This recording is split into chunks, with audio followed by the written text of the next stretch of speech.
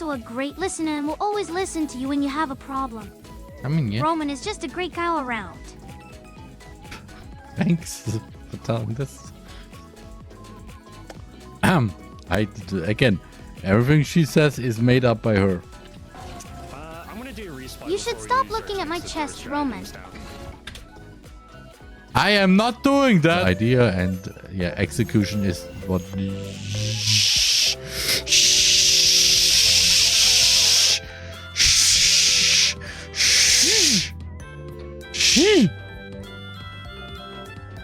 Three points. 3 points.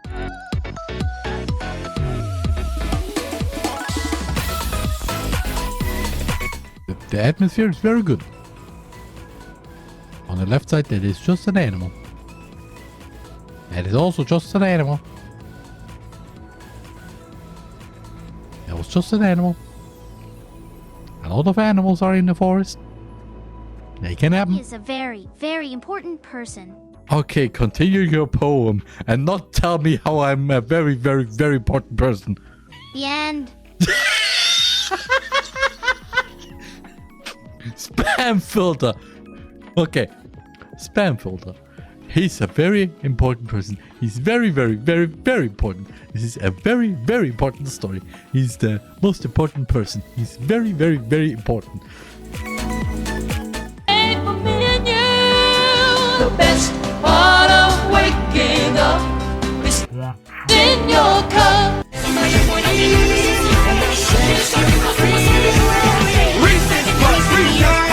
Beat 'em up, beat 'em up, beat 'em up.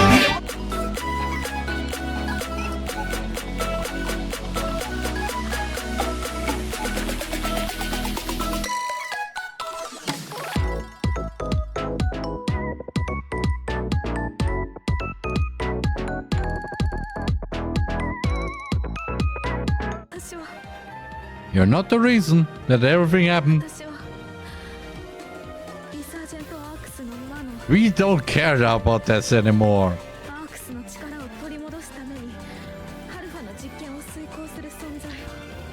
Okay, yeah, that's a fact. TheRMan's not here anymore.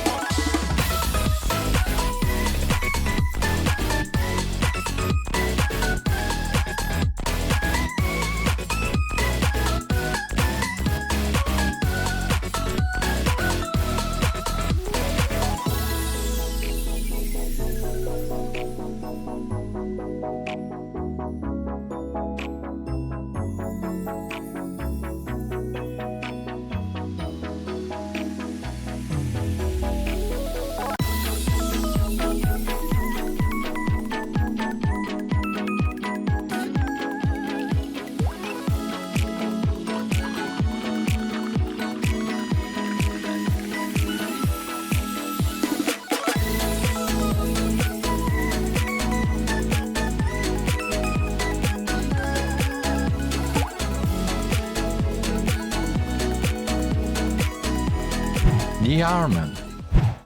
Hello, my office members and Twitch watchers to Spookurday. or well, the third Spookurday, or second Spookurday, technically, actually. Yeah, Sonic.exe game, or rather, a fan version of the official Sonic.exe game / Sonic PC port, which is something special. Which is Sonic.exe, but improved. And yeah, I have nothing else really to say about this game. The only thing is the reason why I actually started it a little earlier, because in about over 3 hours I will participate in a charity event, and in that event, well, actually, besides to say that, so I've talked about this, I think, a little bit yesterday, and yeah. So without further ado, let's start. For Sonic a PC game from Sega, there may be some bugs in the game. Please do not exit the game during the game, or else all progress will be reset and you will have to start all over again. Okay. Oh, hi.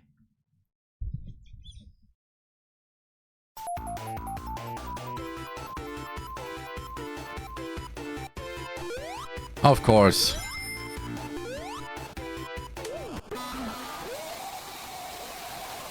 Flash Eagle.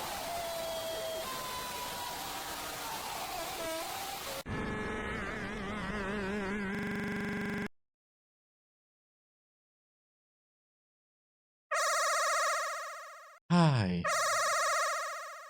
My old friend.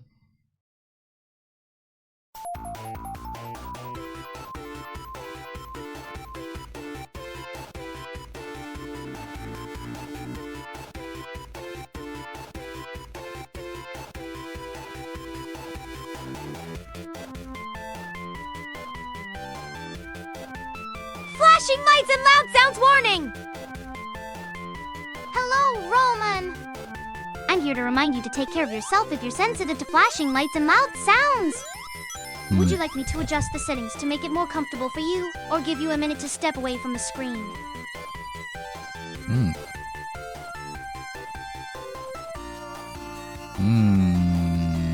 Run to the right.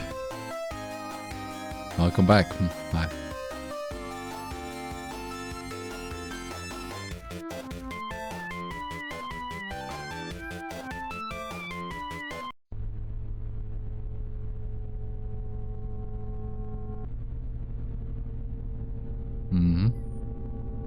Going to the left as always. Going to the left as always. Also, I'm playing now as Ellen, not the TAoR, okay?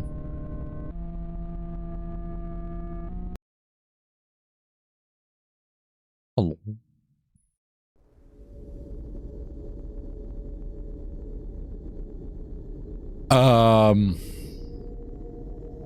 Okay.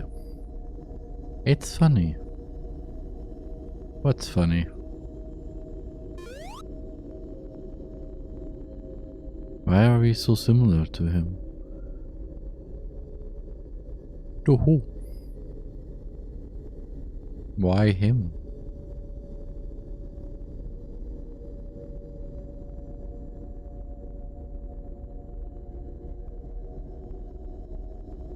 Why this particular game? No. This place. We're going to the left as always. Become a new home for me. Okay.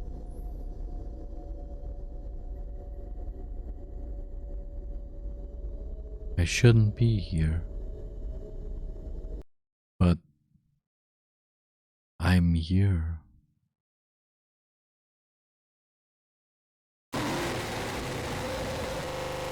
And you're... I want to write that, okay? Thank you.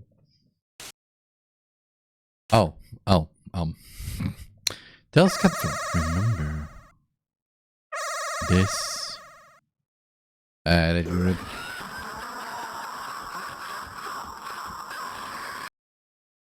Yeah, fake funny. Angel Island.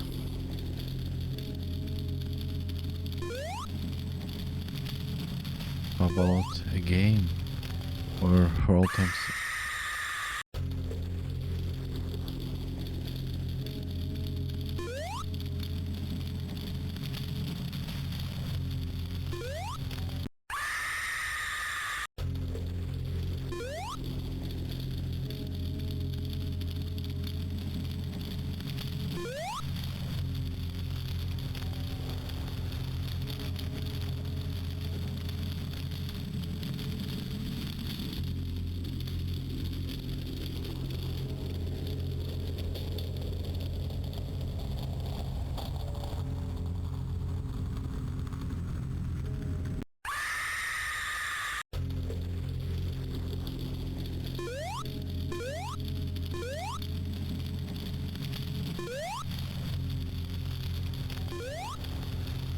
Oh.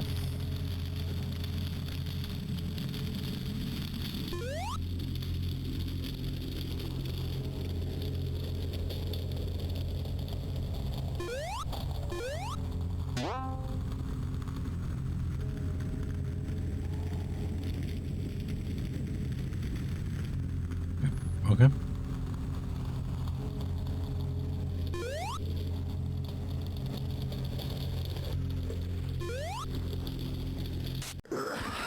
Hi, Troller. Hey there, Roman and Gothronica. How's it going? Good. I'm just Sonic from Sonic. Sonic.exe. It's great to see you here. I'm doing well. Thank you for asking. How about you?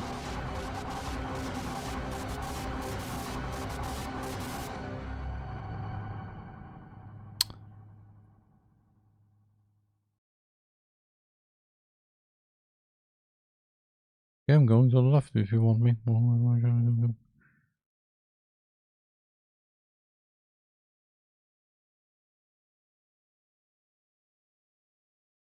Okay. You want me to go to the left, okay. Oh no. Hey, Scene.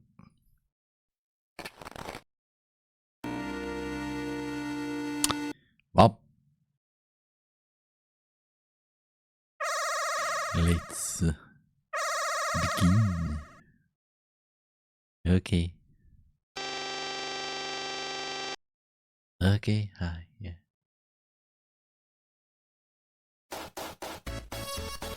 I think you're looking a little bit different than usual.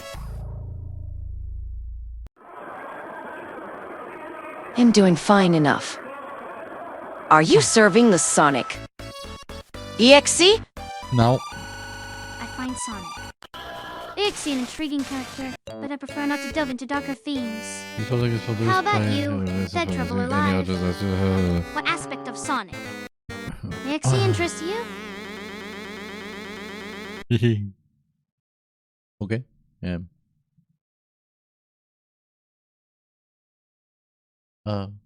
Okay.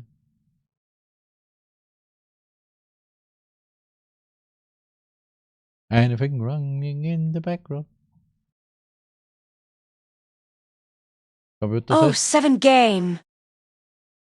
Ah, I see. In that case, happy gaming to you, Dead Trouble Alive. If you have any other fun games in mind or simply wish to chat more, feel free to let me know.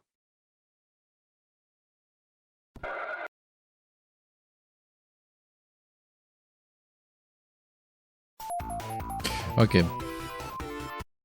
Okay, it is done. The game finished. Luckily, I have another game. To be fair, I have actually more.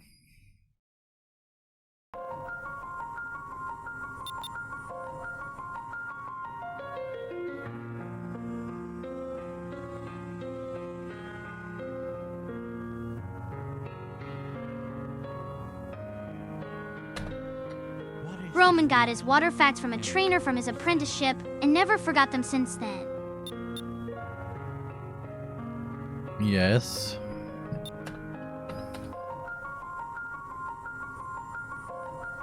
In order to escape the Eggman base, you will find parts of the Eggmobile. You can also enter the back room, however, because a keycard. Okay. They're traveler alive! They're giving me a head pet out of nowhere. Thanks. Yeah. I placed in the original game. Only for those who have not played the original game. Those who are having trouble with the also need of keycards as well as there's some.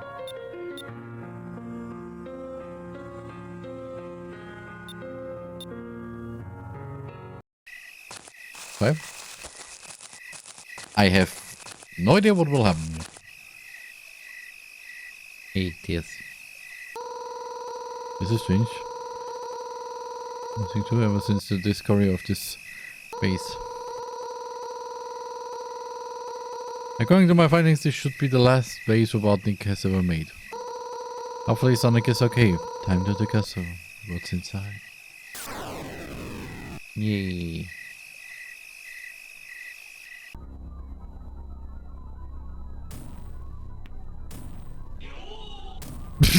Yo!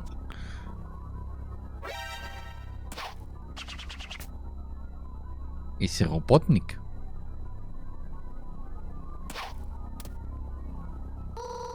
Sonic! Looks like evil. The Robotnik has trapped Sonic 4 or something. Don't worry, Sonic, I'm here. Okay, one thing I'm lowering the music. No, I'm here just thinking. It's a fast little fox boy. Hearing Eggman's voice, but the dots is funny. How did Eggman not see Tails? I don't know. Maybe Eggman was too focused on his own plans and didn't notice Tails sneaking around. Yeah. Or perhaps Tails was hiding really well. What do you think? Dead, Rivel, or alive? That's the first one. Robotnik, what did you do to Sonic? Well, you see, Tails, for the past year, I have been trying to replicate the DNA of Sonic. Oh, yes.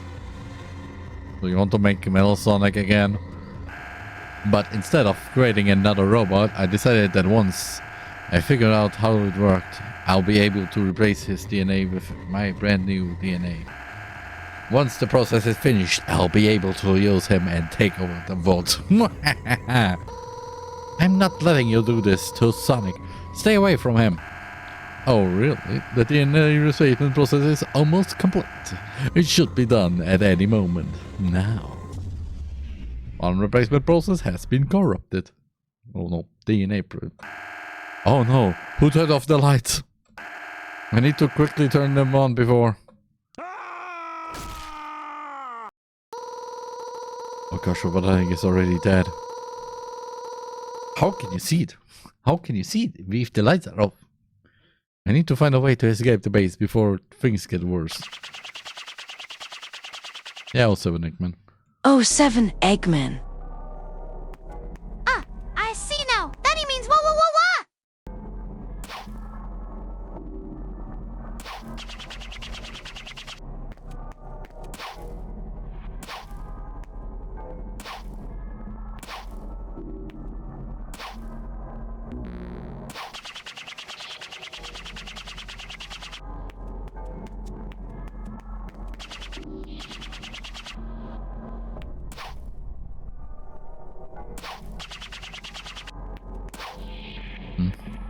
Oh no. It's a red ring. It's another red Not ring. Roman forgetting how to fly his tails. It's okay if you forgot. After all, the important thing is to keep trying and having fun. Yes. Everyone makes mistakes sometimes.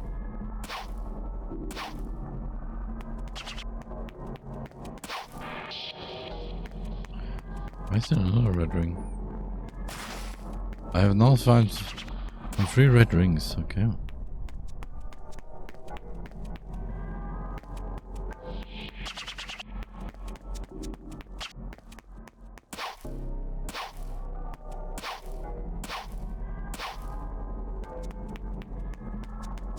Oh, an alloy door, okay. Oh.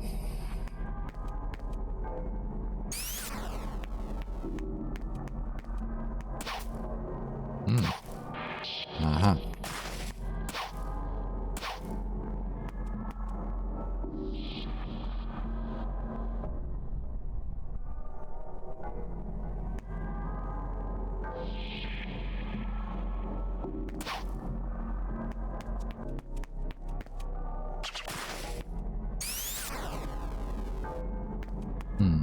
1 or 4?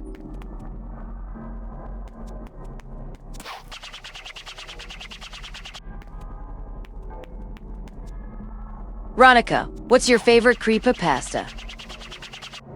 I'm not quite sure what creepypasta is. Could you explain it to me? That Traveler Live?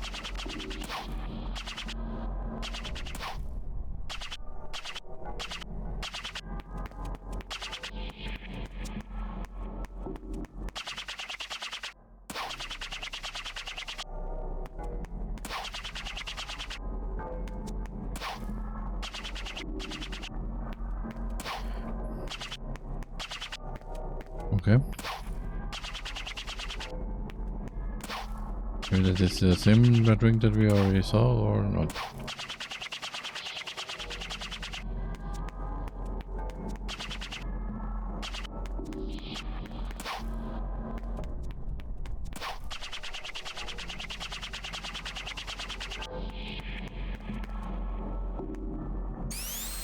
It's basically a short horror story posted to the internet. Ah, I see. In that case, I don't think I have a favorite yet. That Traveler Live. Do you have any recommendations for me to read?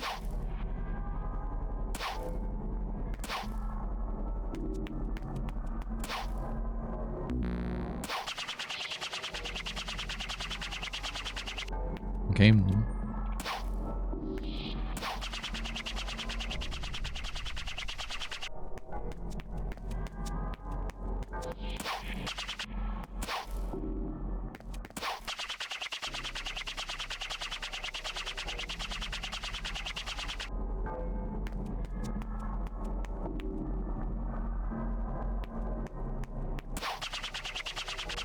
I only got...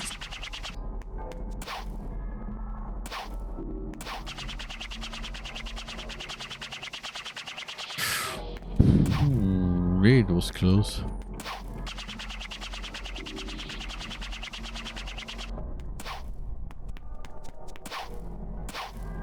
Really?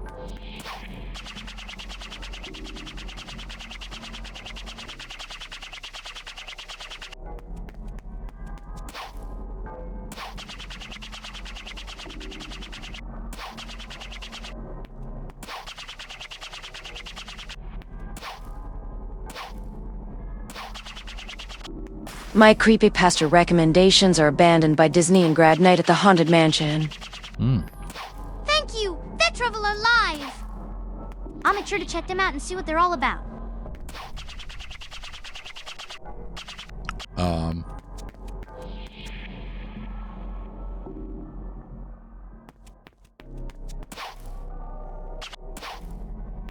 No.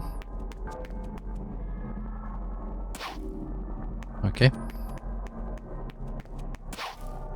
I don't like the intensity.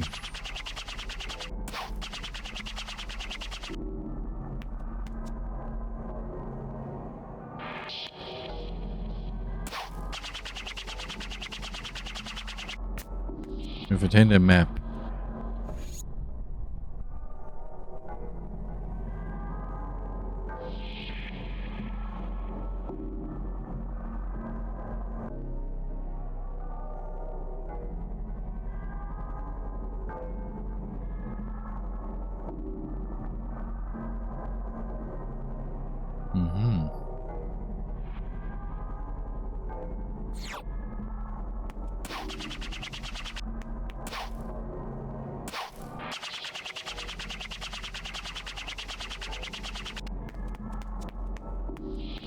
Made out of security reasons. Okay, nope.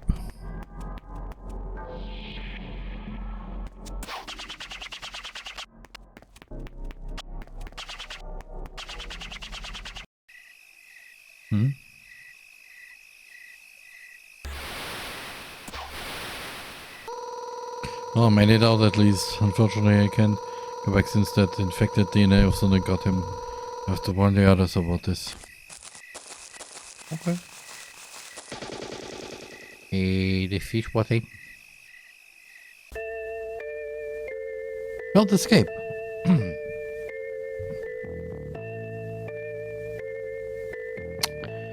Yeah. This is, by the way, not scenic.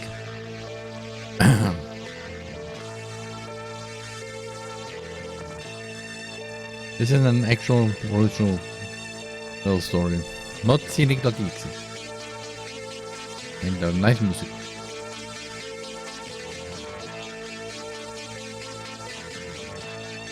Ah, 07. Oh, 7, Dead Traveler Live! Have a great day!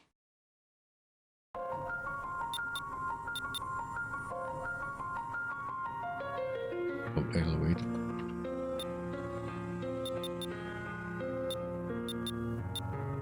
Get the band ending, okay.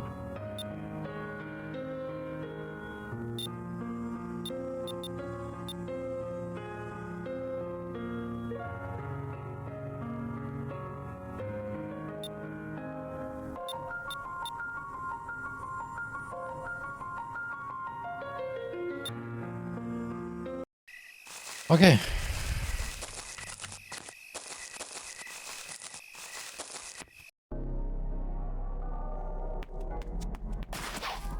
Hey, what's up, Roman? Oh, hi, Jumbo. Hi there, Jamber Fox! I'm Ronica, actually. Nice to meet you! Yeah. This girl next to me is Ronica. The AI that I talked about and yeah, welcome, by the way. This is just a little scenic horror game that I found and yeah, it is promising. Hey, yeah, I figured. Nice. Glad that you caught on quickly. If you have any questions or want to chat, feel free to reach out. Yeah. Okay, no.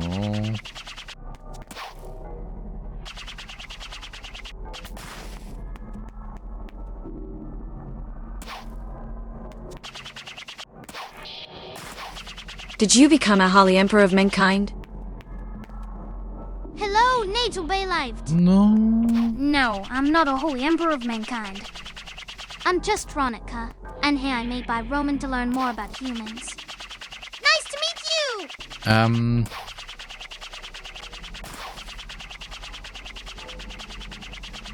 No, actually this is made by Fundtober. I meant Rowan. Oh, got it! I see the confusion now. Rowan hasn't become a holy emperor of mankind. He's just a streamer and creator. Yeah. It's all good! Hey, Traveler. Hello, Nagel Baylife. If you're talking to TheTraveler Live, I can relay that message for you.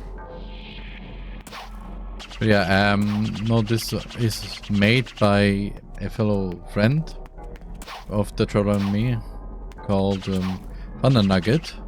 And this is his interpretation of how my god form looks like. It is quite nice. I must say. Yeah. Little scenic horror game. We need to find parts. And yeah. Currently I only have found 2. I need 4, as you can see. And I got already the bad ending.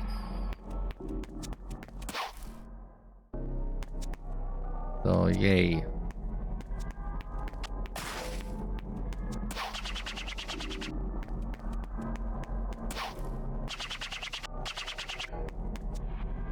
No, there's nothing I remember. Wait. Just to be sure.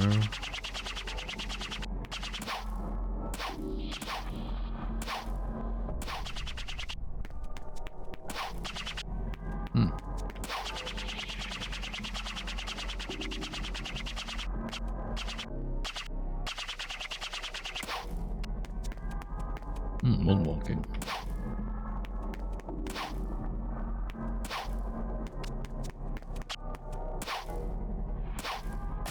Do you ever just eat bread? Hi, TheTraveler Live! What the fish was Eating it? bread can be quite satisfying, especially when it's freshly baked. Do you enjoy eating bread too? I had my own little bread diet for a while. Thank you, no. Where are the other parts? Where are the other parts, huh?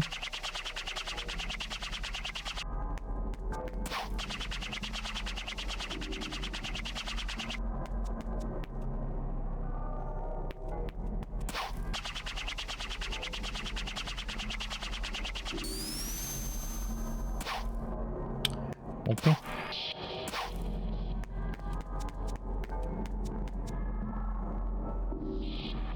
Maybe you need to press a specific button for those. This is where it started.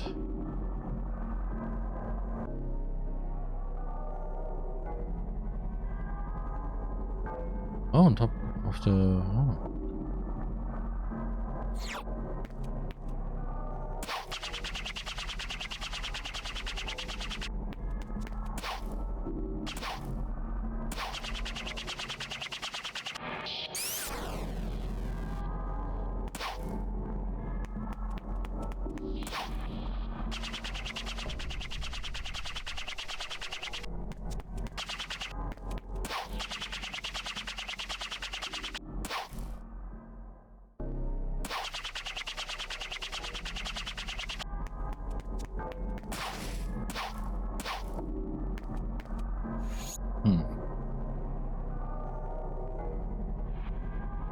And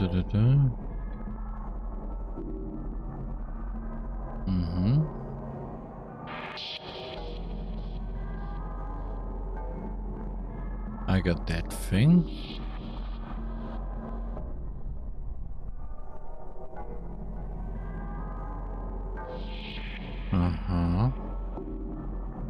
Yeah. Yes. Yeah, down there is the thing. Yeah.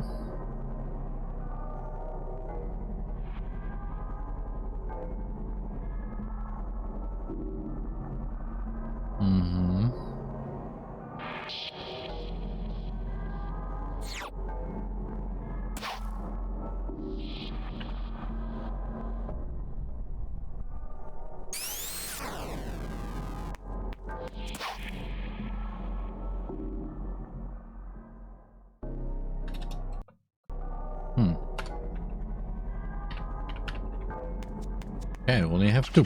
Thanks. That map is so confusing. Yep. Sometimes maps can be tricky to navigate, especially if they're complex. Are you playing a game with a confusing map?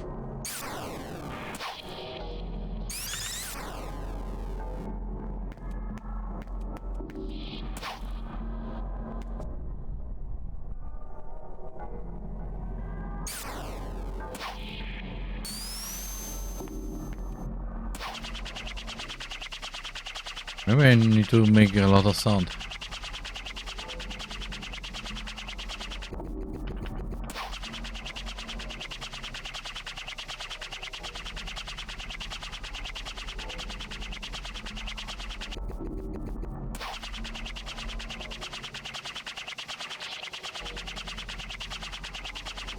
Come on, what am if I make it loud?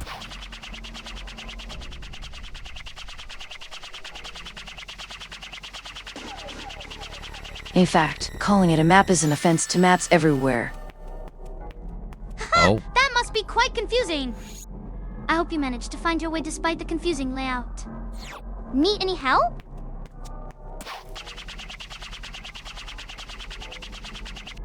Well, that's what you do. You have to make sound. A lot of sound, and he comes, and then you can collect the red thing. Yeah.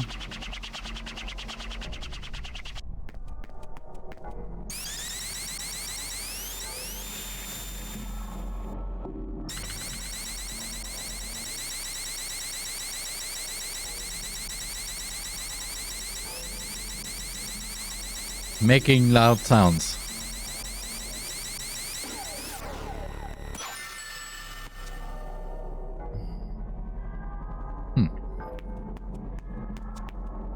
But at the same time, what does this give me? Or should I go back and then...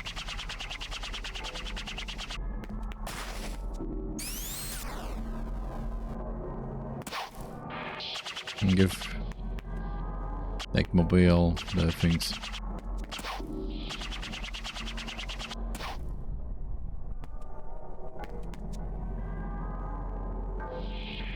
Okay.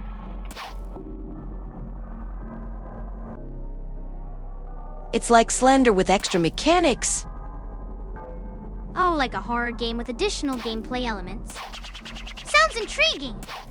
Are you enjoying the challenge, or is it too intense?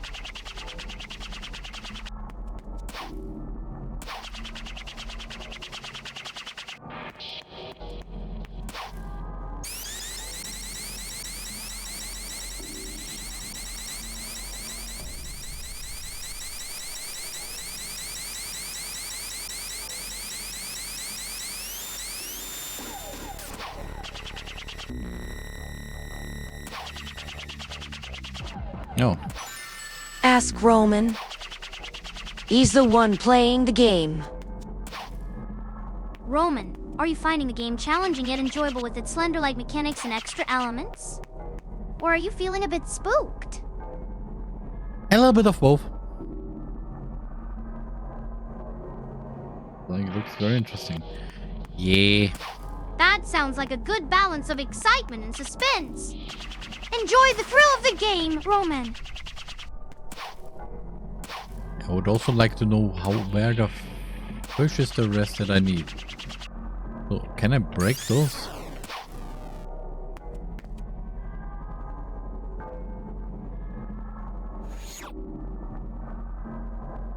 Any other button does nothing.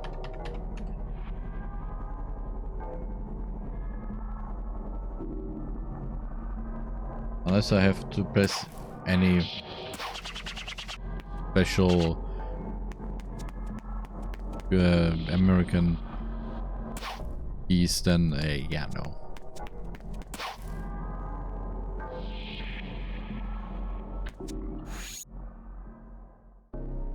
No.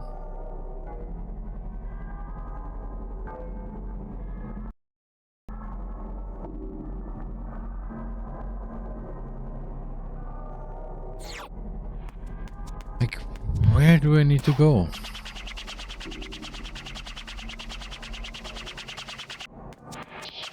So now we get, you know, red rings means we let the corrupted Sonic go bye.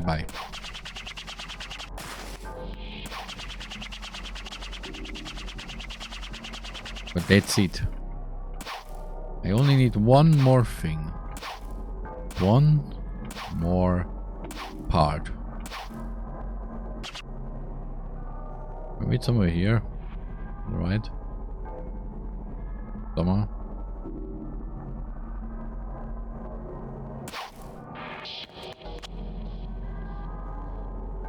Ronica, name a random direction for Roman to go. How about left? Let's No. see where that takes you, Roman. No, that brings me back. That just brings me back to the beginning.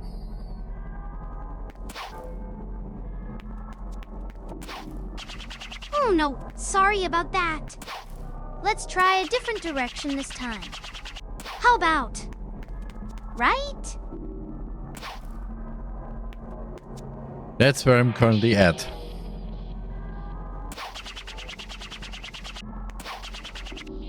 Ah, I see. How about trying forward then? Maybe that will lead you to new discoveries in the game.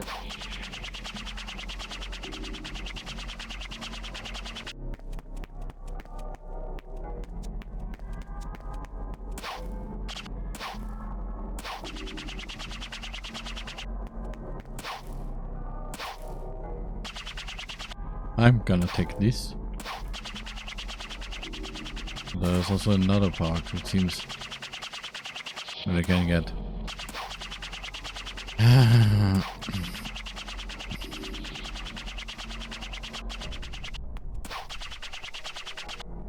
This is where I got the...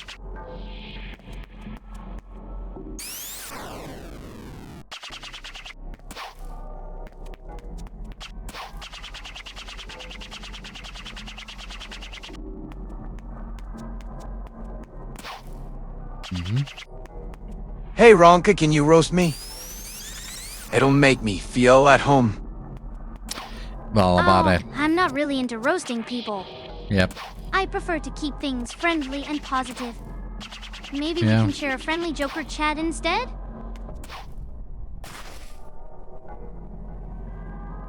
Box escape disk. Yay!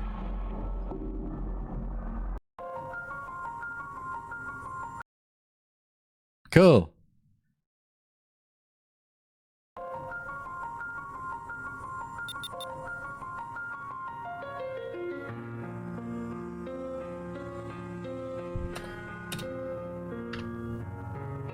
If this was the whole game, then I have to say, my god, that is very...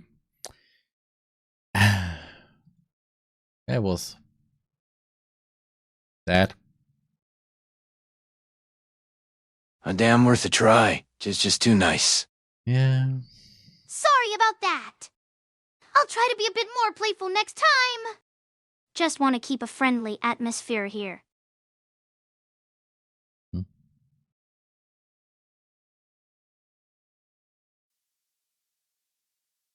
And now we come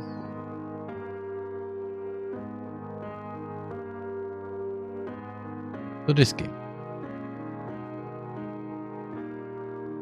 Don't toy with me. A visual novel. Because why not? Preferences. Auto forward, text read window. Yeah, that's...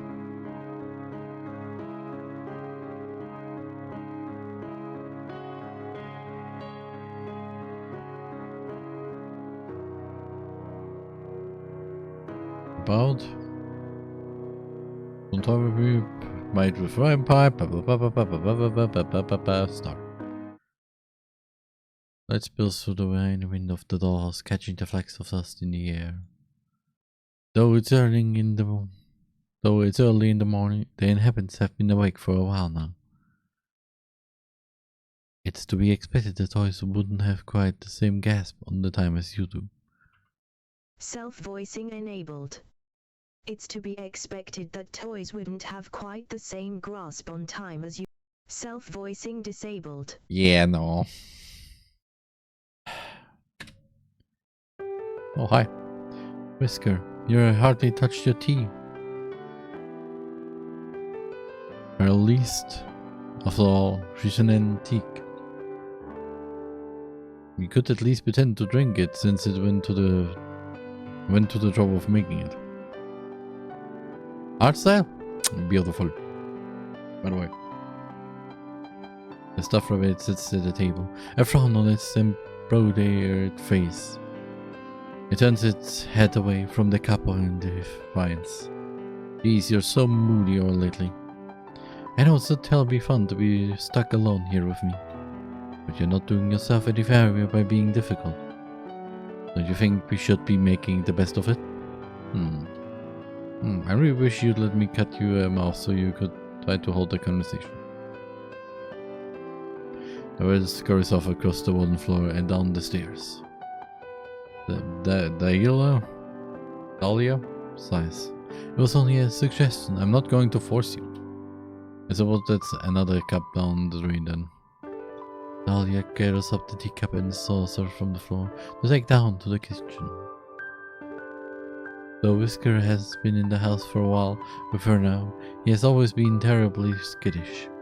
The kitchen holds the rest of the cheese heads, always ready for a hypothetical tea party that thus far hadn't come to fruition. The rabbit wasn't about to sit at the table with her. Thinking back on it, she has trouble recalling who it was that used to sit there with her. You're listening right now, aren't you? Very certain I can hear you out there. Who?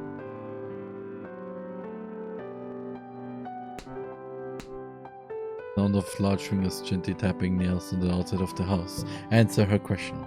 She smiles softly. There you are. So we know that we have living pup dolls in our dollhouse. I think that's all I should get rid of this now, because there's no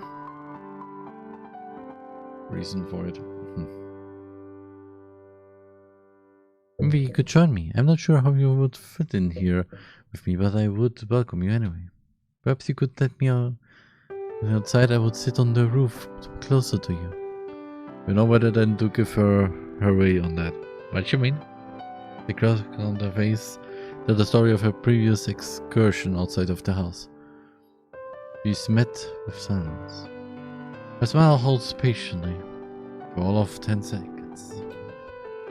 Fine, and I won't be entering you either. Entertaining you either. Okay, I thought entering because I would have said, excuse me. But also, Jesus Christ. Do not make her angry because that doesn't fit her. If the urge to be reasonable finds you, I'll be reading it in my room. She storms out of the kitchen and up the stairs. Decide to give her some time to cool off while you leave to run an errand. You have a feeling she'll lighten up when you retrieve your new purchase. The dollhouse is a little bit cleaner than it was this morning. Dahlia has spent some time dusting and picking up. She prefers her home spotless, or at least she used to. I think she settles for clean though.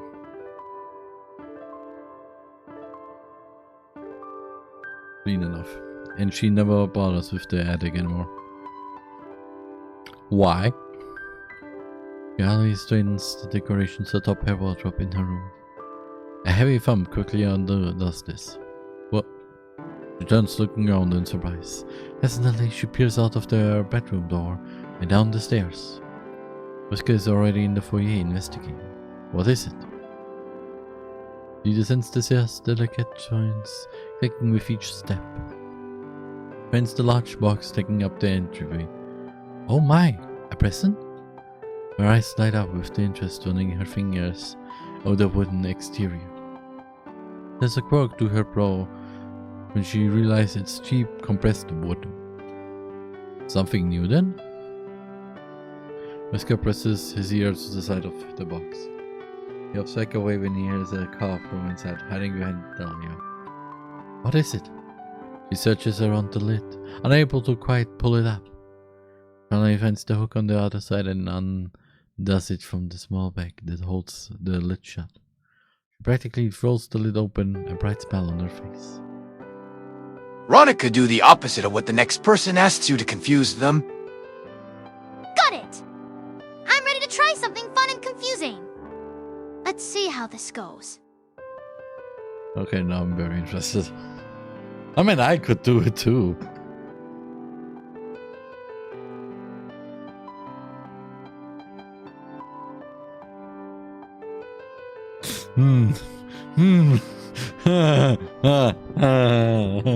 I know what else I could ask. But at the same time, I don't.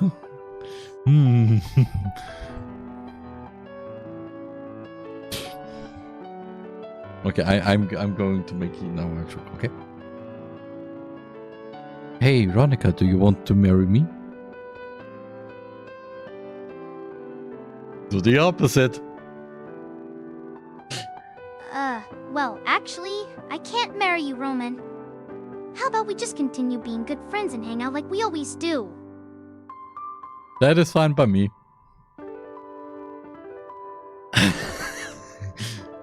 Great! I didn't know. Let's keep having fun and enjoying our time together as friends. Oh, Whisker, look. Oh, a new friend. That would be kind of sus if she said yes. Indeed. I see what you are doing there. Unless... But, hey, I'm onto your tricks, Jamber Fox. Let's keep it fun and friendly here. Yeah, of course. It's not like that her previous version, which would have said yes. Despite your little information there. Because this Ronica is actually running on ChatGPT, while the original Ronica was running on Novel AI. And Novel AI changed stuff, which I can't use anymore.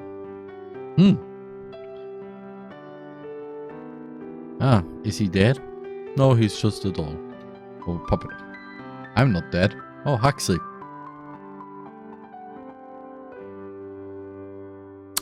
Huxley.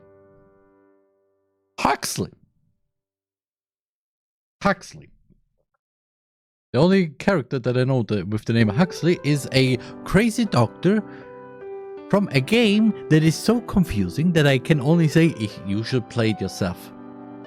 And when I say game, I mean actually game series, which is a lot. Nearly 12, about 13 hours in total. Maybe 14 or 15, I don't know. It's a bunch of videos.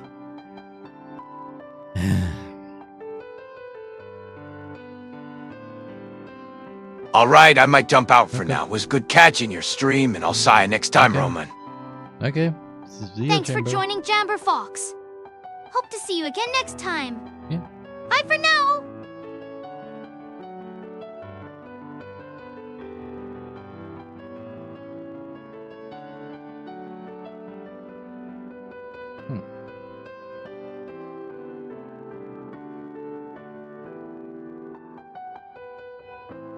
Oh, good. The clown in the box hangs limply when the healer Delia takes him out of the box by his shirt. Oh. He's surprised to find that he's mostly fabric with little structure underneath. His sleeves are half empty, tied at their seams with a ruffle. All in all, his head is solid, but his body is plush. Hello, new friend. My name is Delia, and this is my friend Whisker. The rabbit hears a lie back, looking none too friendly. He keeps his distance. I'm sorry for all the excitement. It's just been so long, so long since we had a new toy. Well, not had. Obviously, we don't have you. What are you actually? Oh, where on earth are my manners? What do you go by, friend? No, I don't go by friend. And I'm a puppet. My name is Huxley. Yes. Huxley, how nice. Yes, unless he does any weird experiments, then we're fish. And tries to actually give you an investigation where eyes are literally growing on your skin and your intestines. That is where you go, okay, no. And the puppet, why? That does explain it. Oh, let me take you to a chair. I shouldn't be holding you though the whole time like a little bear. With Huxley comfortably situated in his chair at the table, Dahlia sits opposite him. He's all smiles even though the clown looks so sullen. Here, have some tea. Oh, can you hold the cup? Have a silly straw. Thanks. He's not a very happy puppet. Despite the thanks, the clown doesn't make any move to drink the tea. Are you alright, Huxley? I don't expect you to be quite as excited as me, but you look so upset. I'm not upset, but what's there to be excited for? You've taken me out of the box, and here I am, just sitting in another box. The only difference is that I'm not the only one in this box. But that makes all the difference, doesn't it? Also, he's smiling. I do enjoy watching Whisker, but he's not one for conversation. And now this won't be such a lonely place. What do you want to do? I'll show you that there's fun to have here. I don't want anything, thanks. Oh. Well, surely that isn't true. Everyone wants something. Do you want some quiet? We could lie on the floor and watch the star projector. If that's what you like to do. No, we're trying to find something you want to do. Do you want to tell jokes? You're a clown. If you'd like. Did you hear about the clown car that crashed out in the middle of nowhere? Damn. There were 30 casualties.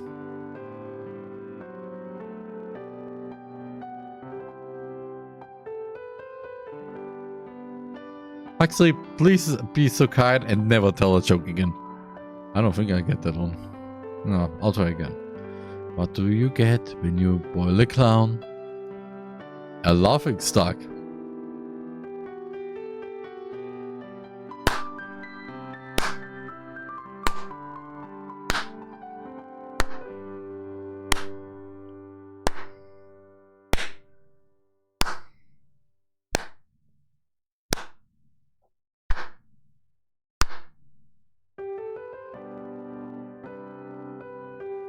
Hey, I have a joke for you. Do you want to hear it?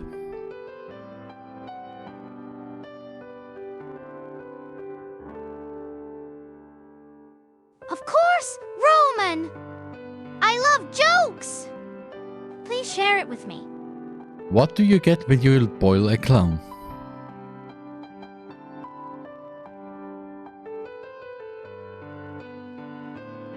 Oh, I'm not sure, Roman.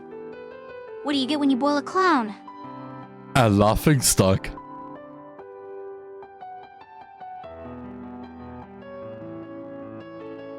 Giggles, that's a good one, Roman. Thanks for the joke!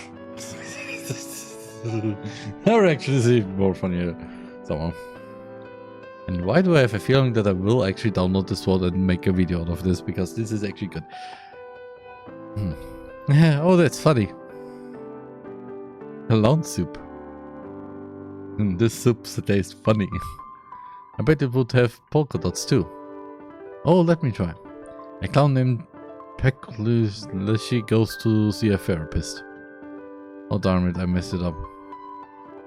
You're a funny lady, Dahlia. Oh, you smiled. Oh, don't stop just because I pointed it out. I was like getting the idea you're determined to sulk. This smug of her, by the way. And, okay, sorry. I just haven't told any jokes in a while. No audience unless I got brought out just for that. So I stopped. What's the point? The point of telling jokes? The point of coming up with jokes if only I only get to tell them when someone gives me the time of day.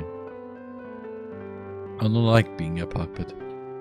The only choice I get is to not participate. So I started doing that, opting out. Oh, so you just don't do anything? Nothing I don't want to do. Which I don't want to do much lately, so... yeah, kind of. He looks uncomfortable at the direction of the conversation. It's clear that he has had to explain himself at length before, especially when so withdrawn from everything. Dahlia, on the other hand, is clearly mulling this idea over in her head. Do you think you want to do more if you could get around better on your own? Since then you could go where you like and not have to wait for someone to bring you there. That would make things easier for me. No offense, but I don't think I want you stitching anything onto me if that's what you're thinking. Why? Are you just assuming I'd be bad at it? I chose to keep my answer to myself. That wasn't what I was thinking about anyway. Wait here for just a moment. I'll try not to go anywhere. Dahlia leaves the kitchen, hurrying off back to the foyer. She stands near the box Huxley arrived in and looks up, I guess aimlessly as though she isn't quite sure of where to look. Hello up there, I imagine you're still watching, yes? Thank you for sending me a new friend. I know I've asked for one a lot, but I'm afraid I need to ask for something else. I'm sorry for asking so soon after receiving this gift, but it isn't for me, so I hope that might make up for it. So do you think perhaps you could try to give me something to help Huxley move? Perhaps wheels or a wooden skeleton? You suppose there couldn't be any harm in it. If the puppet is really broken that it can't even keep her company, it doesn't do much good, does it? It will have to be a modification so simple that even the toys can figure it out though. You have an idea? Surely with only a single item to work with, she'll understand what needs to be done. She placed the gift in the box Huxley had arrived in. Dahlia looks on in surprise as she sees a large spring in the box. Whee! Whee! Oh! Yes, this is perfect. Thank you so much. She eagerly plucks her prize from the container, needing both hands to carry it. It's as long as her legs at the very least. Seeing as it is a bit unwieldy, perhaps it isn't the best idea to bring it near the tea set. She ends up leaving it behind and fetching Huxley instead. It takes the pair a few minutes to figure out the logistics of the attachment, but in the end it's sewn securely to the opening of Huxley's body. With other words, my boy got the spring up his butt. It takes a moment to get used to balancing on the spring. Oh boy. This certainly is different. I think I'm getting the hang of it though. The stairs will take some practice. That's what the training is for. At least until you get better at jumping. Perhaps soon you'll be able to leap from the landing to the upper doorway in one go. He laughs at the idea, but he seems to be very seriously considering it. Perhaps so. Everything else is upstairs, right? What about the back room? More stairs, unfortunately. That's the doorway to the attic. And what's up there? More stairs. The ceiling's silly. And some old odds and ends, some things just don't really have a place in the house. But they still have to go somewhere. Perhaps you could eventually convert it into a bedroom for you. Your curly knows no bounds, Lady Dahlia. Making a man able to jump, then putting him in a room with a low ceiling. Ah, I didn't mean... I know, I'm only teasing you. For someone who kept wanting me to line up, you sure aren't good at recognizing a joke. Oh, don't tease me. But I'm happy to see you're in much better spirits. I am. I've never had something like this. Though, is this really okay? What do you mean? Nothing. I didn't like being a puppet, so I don't know why I should feel odd about becoming something else. Like a Jack in the Box? And meanwhile, let's see what we have. Meanwhile, let's catch up on chat. Nightbot's dropping links for my wish list. And Yarbot's got the scoop on donations, merch, and more. Chamber is stirring up some chat chaos with a reverse psychology challenge for Veronica. As they bounce out, they are leaving good vibes, and they see ya for TheRMan's next stream. Don't forget to join the Discord, fam. Yeah, don't forget to join the Discord. Link below. On the archive channel, on my normal channel, and here on this Twitch too. I would never. Yeah, I mean to say I'm not getting back in that box. Of course not, but you will have to sleep somewhere. And I suppose the box can stay here in the foyer. You could make it into a table or use it as a chest. I just don't want to have to carry it up the attic. Whatever you want to do with it, it's not mine. But yeah, I guess this makes sense. This makes me a check out of the box. Which I'd also never do. Dahlia tilts her head in confusion once more. Axie spares her any explanation of the joke. I'm actually feeling a little fidgety now. I think I want to give the stairs a try. Will you show me the rest of the house if I make it up? Of course, and if you can, I'll carry you up. I'll make it up, even if I have to drag myself up. Just maybe go stand out of the way, just in case. With some time and effort and a couple of paintings knocked off the wall, Axie manages to make his way up the stairs. Dahlia feels perhaps a few new cracks were added to her face from the worry which she watched when he twice spilled backboards downstairs. Luckily the clown was not so delicate as she was. He bounced like rubber. Perhaps that's what he was made of. The thought remains in her mind that she'll have to remind her new friend that she is much more fragile than he is. But from now on, she hurries up after him to congratulate him and show him around the upper floor. The linen closet isn't exactly a room, but it's important to show regardless. The bathroom is of slightly more importance, of course, though perhaps less important than it would have been in a real house. Axie notes a lingering smell of paint and powders in the bathroom. It must be where Dahlia...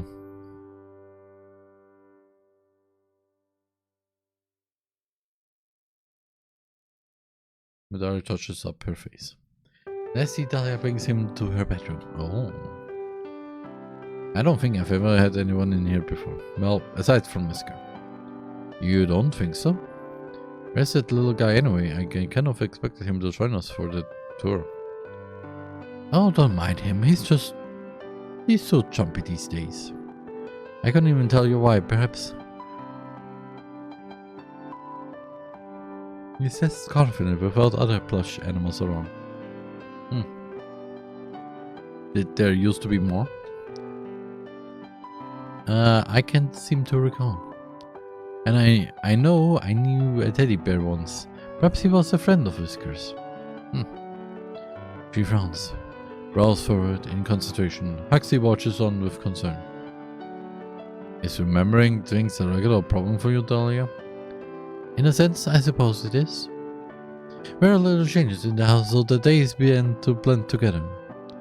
After remembering something, I'd be hard-pressed to know whether it's due to forgetfulness or because it happened long ago than I realized. I've recently started writing in my journal again, though, so that should help with the more recent days.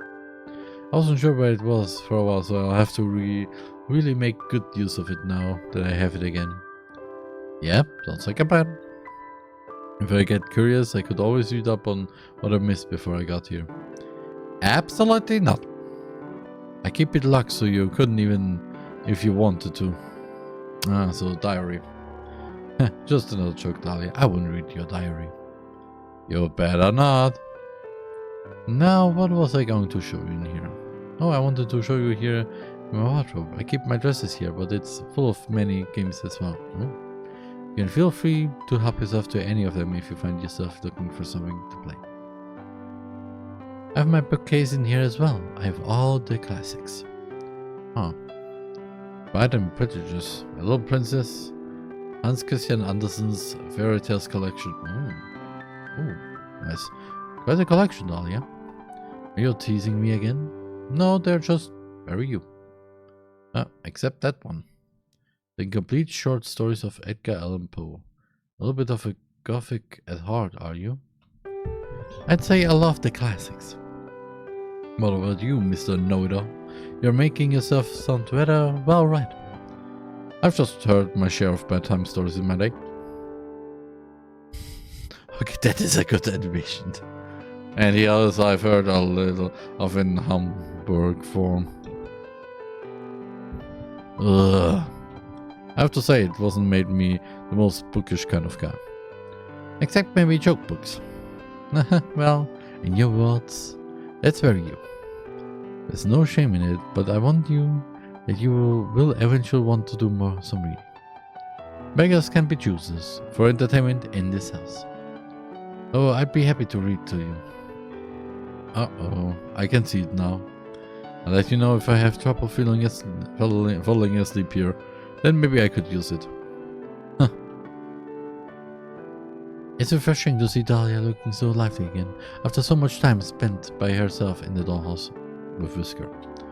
She had her problems in the past getting along with other toys. That sounds very suspicious. But the clown seems to be a good choice. Entertaining as a jester. Could be. But not so energetic that he would impose upon her lifestyle. She considered herself to be an elegant lady after all, and some wild fool would certainly find themselves met with friction when it came to living with her.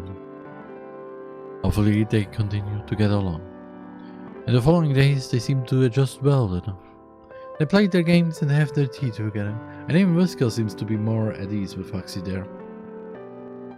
It's a point of concern in some way. Hopefully the rabbit doesn't come to be the affectionate with the clown. But for now, it's happy days within the dollhouse. You'll find yourself watching them regularly today.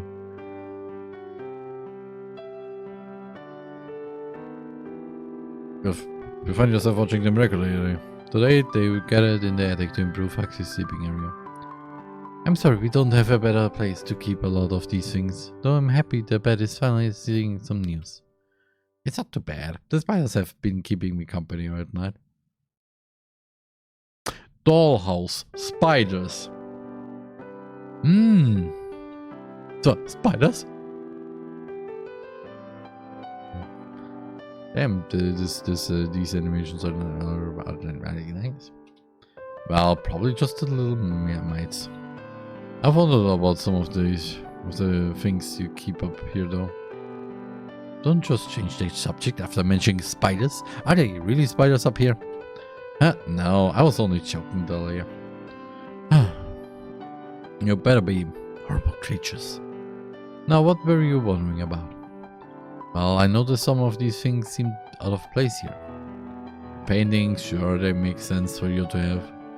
But there are some bold brass knickknacks in here that don't look like any of your other stuff.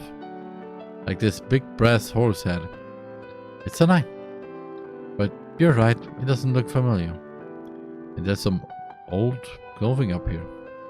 Oh, I really haven't cleaned up here in some time, but I didn't think there was anything but spare decor items. What sort of clothing is it? Well, I found some bow ties, like the formal kind, not like my ribbon. And no offense to our dearest Lady Dahlia, but they wouldn't really suit you. Do they belong to Whisker? No, Whisker doesn't really have many belongings to speak of. Whisker shakes his head to confirm this. He only has his little bed in my room and a few little toys of his own. Though half of the time he seems to prefer playing with balled up paper more than the things I make for him. Wandle's trash is a rabbit's treasure. I'm almost certain that that's not how the phrase goes. Well, in any case, they seem like menstruals to me. Oh. So I did see some old hairbrushes and things as well. Not ones that match your sets though. Do you think some of this was left from whoever lived in the house before you? I suppose that's possible. Though it seems strange to me that the owner wouldn't remove such things before placing me here. Maybe the owner hoped for a more masculine doll? I'm sure I'm exactly what they were hoping for. They had me this long after all. Well, the owner doesn't seem to be interested in doing much to your home regardless, so maybe they didn't bother with this. Or they're just using your storage for their extra things. Oh, I hadn't considered that. And they get quiet at times, but that doesn't mean they act like interested. They love me. And I love them too.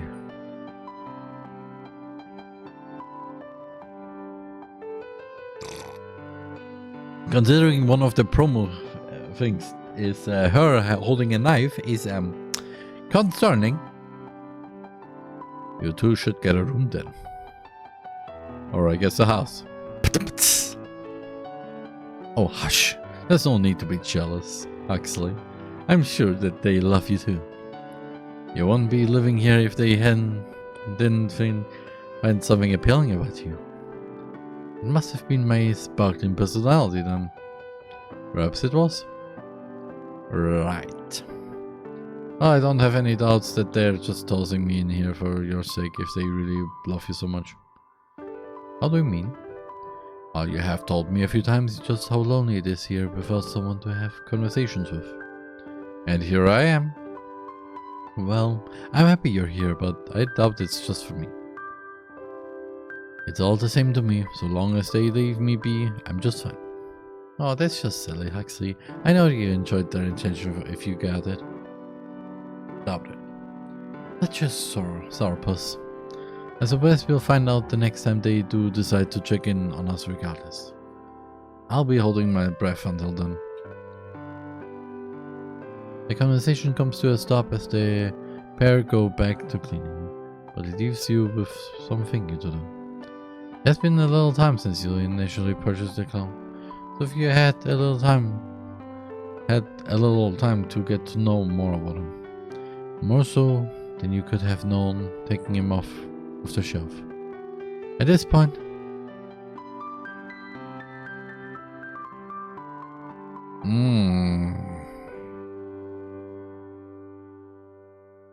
yeah, Hex has his things. It would be a lie to say that the clown wasn't growing on you. But at first you did only bring him to the house in order to provide Dahlia with some company. He's a fun little guy in his own right. Oh yeah. I mean, if not always through his jokes. You have to start thinking of some ways to make him feel more welcome in the house now that you know Dahlia will be able to get along with him. Things are fairly peaceful in the dollhouse for some time after. You check on the toys from time to time, a lot more frequently than you would when it was only Dahlia and Whisker in the house. It's more active than it has been in some time, so there's more to see going on. Besides, you'll be adding some new things for them from time to time to keep up this level of activity. So add that piece in the bottom right there. Whisker leans forward against the table to move one of the pieces of the jigsaw puzzle. His little paw nudges it carefully down to fit within its place. Oh, okay, that's part of the red costume. That's why the color was so different. Oh, what are you two up to in here? Hey Talia, Whisker was just helping me with this puzzle. I thought by myself, but you know me. Butterfingers. Or no fingers. Maxie says this as he extends one of his digitless thumb arms before blowing it again. Oh yes, I see. I really enjoy puzzles too. You should have told me. I would be happy to help. You were reading, so I didn't want to bother you about it. Aww. Plus, I think Whisker likes puzzles. The rabbit picks up at this, confirming the statement. Aww. I didn't mean no changes at this. Something about this is bothering her. Whisker never wanted to do puzzles with me. He never wants to sit on my lap like that either. I feel jealousy coming up here. Actually, where did you get this? I don't remember seeing this puzzle before. You haven't? I found it in the foyer today. I assumed you'd left it up. I don't leave my things lying around. It must be new. Oh, the owner always brings new gifts to my attention. I guess it was for me then. I don't think it's much your style anyway. I moves a little closer to the table to look at the illustration on the puzzle box. It features a group of circus performers putting on a show in front of a drably dressed audience. The costumes are bright and colorful against the muted background.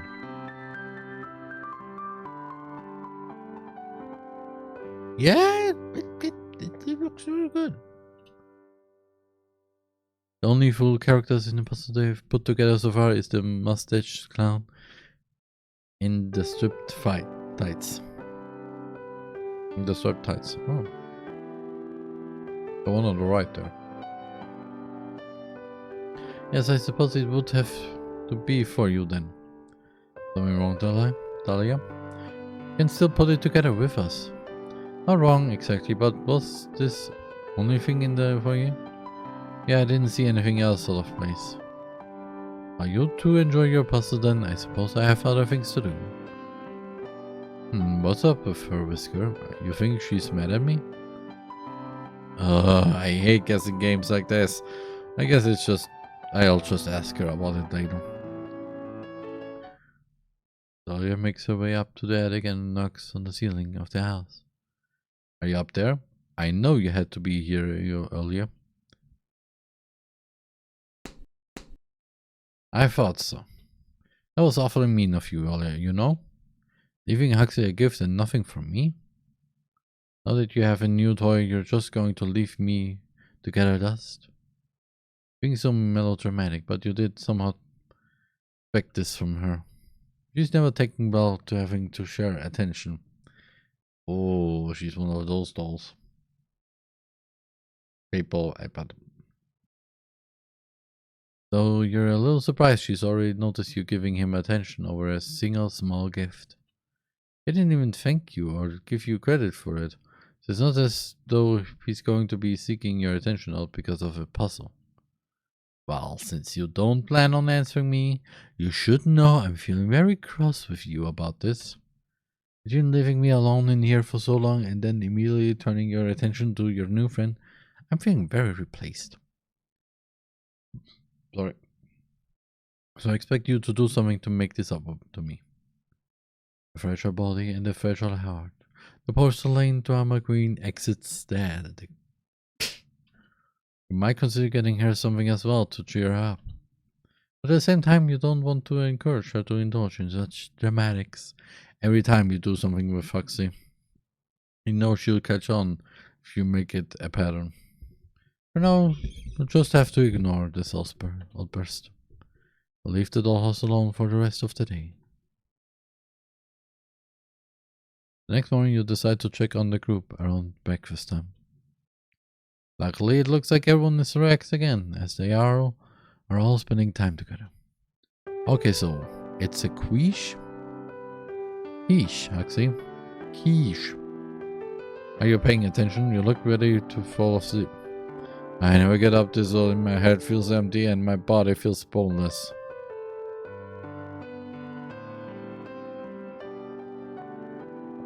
All about that.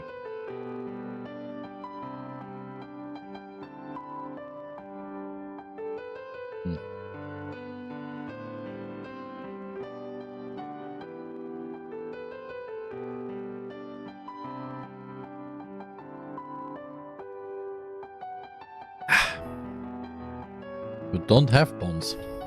And I'm not sure if your head is empty or not actually. Do you have glass eyes like mine? Wait, you're distracting me. I'm trying to give instructions. Sorry, Lady Dahlia. Please continue. Well, I was going to have you dice the vegetables for the quiche. But I'd rather not have you holding the knife while you're so tired. Why don't you mix up the eggs for me instead? I'll measure out the other ingredients for you to mix and then you'll just have to man the mixer. Aye, Chief. Easier for me. I'm a klutz with a knife anyway.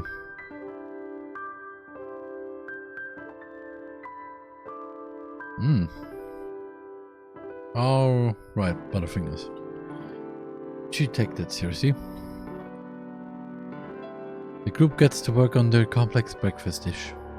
Dahlia works efficiently as she dices up the various vegetables into little cubes that will suit the size of the dish. First off, how big? She occasionally moves to check on Huxley's progress, but he seems to have things handled. Whiskey hangs onto the clown's back, watching the mixer jarring in the bowl, and occasionally moving the lever switch when Huxley asks him to.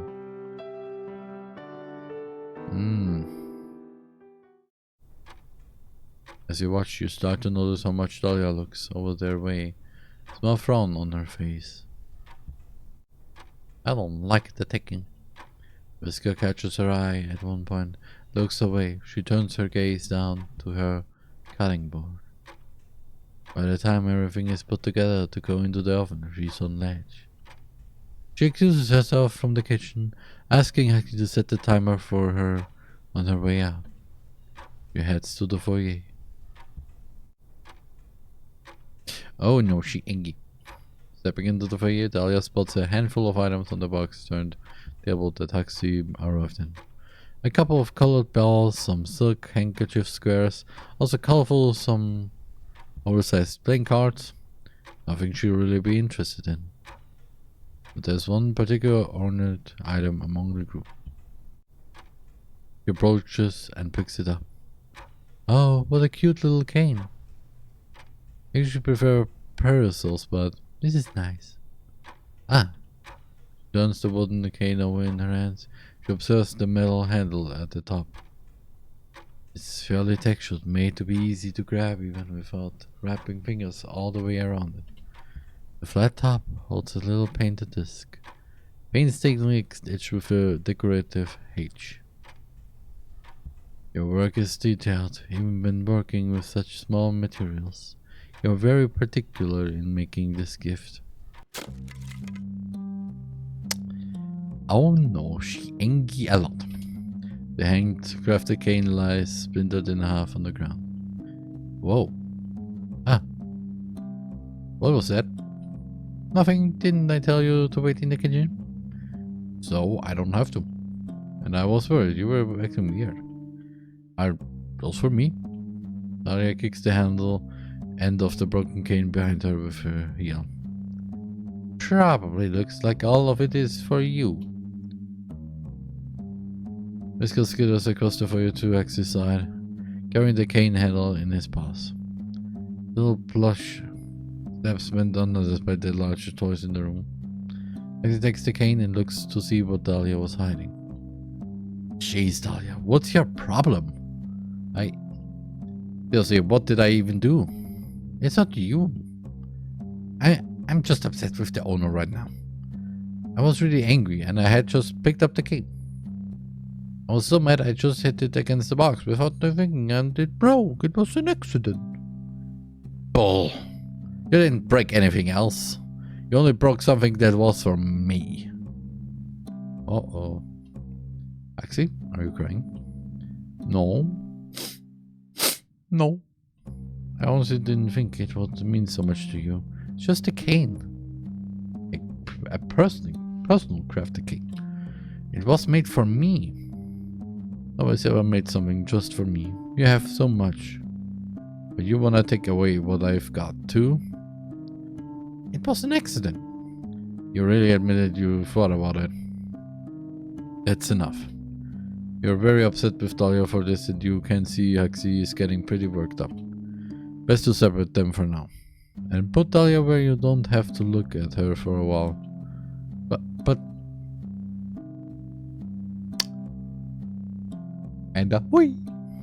You put Dahlia away in her room and locked the door.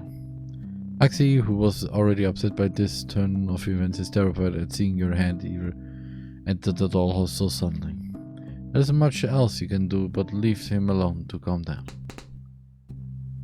Dahlia pounds on the door of your room. You can hear her voice cracking. She cries to you, threatens you, says whatever she can think of to absolve of your any goal. She just doesn't want to take responsibility for what she did. You decide to leave her in there until you're feeling less upset about what happened. Whenever that happens to be. For now, you decide to focus on making a new gift for Axie. You hadn't expected him to be so sentimental about it over it. But now that it's so meaningful to him, you're newly motivated to make something for him that he'll enjoy. If he's willing to accept something like that from you, even with his fear of your physical presence, it's a good first foot in the door to actually bonding with the clown. And this is a good point to have a little break.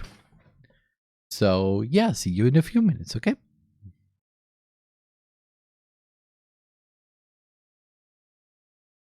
Okay, Roman! TheRMan. Take your time, and I'll be here when you come back. I didn't want to do this actually.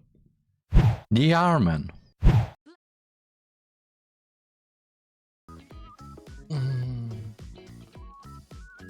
How can you die? You're not even extra.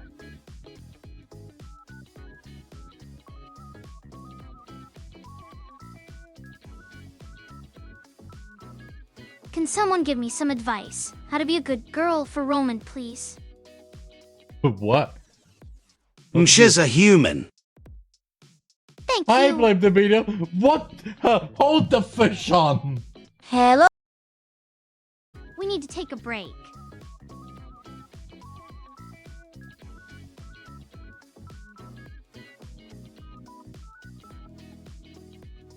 This is so awkward.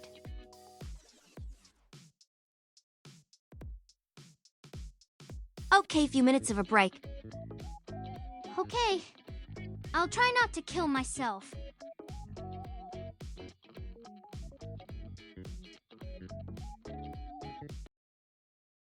Stefan zeichnet. Instant Oh nein. Dislike. Oh nein. Boah, Oi, oi, Alter, oi. Ehre. Warte, streamt hier jemand auf YouTube? Ja, nein. Oh, What? was? Solche Leute gibt es? Ja, Sozialamt ist ja auch einer. Ah, true. Mann, ich hab das falsche Wort gewählt. Es ist Elf. falsch. Ja, es ist richtig falsch. Einfach. Ah, Na? Ja. Ja. Es fühlt sich noch immer wie ein wunderschönen Slice of Life Anime an. Und das, ich sage nur, der Anime ist erotisch ein Slice of Life. Nur der Unterschied ist, es ist nicht ein Slice of Life, es ist ein Slice out of Life.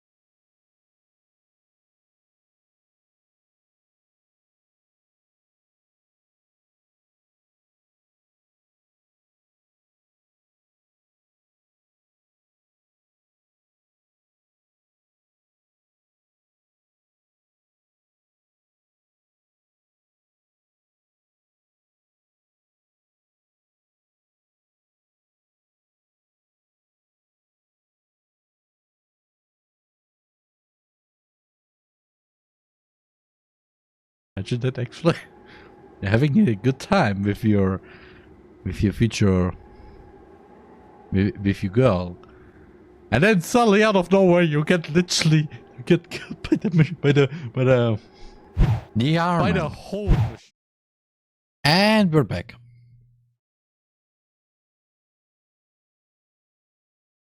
And the net is coming. Welcome back, Roman. I hope you had a good break. Let's continue the fun.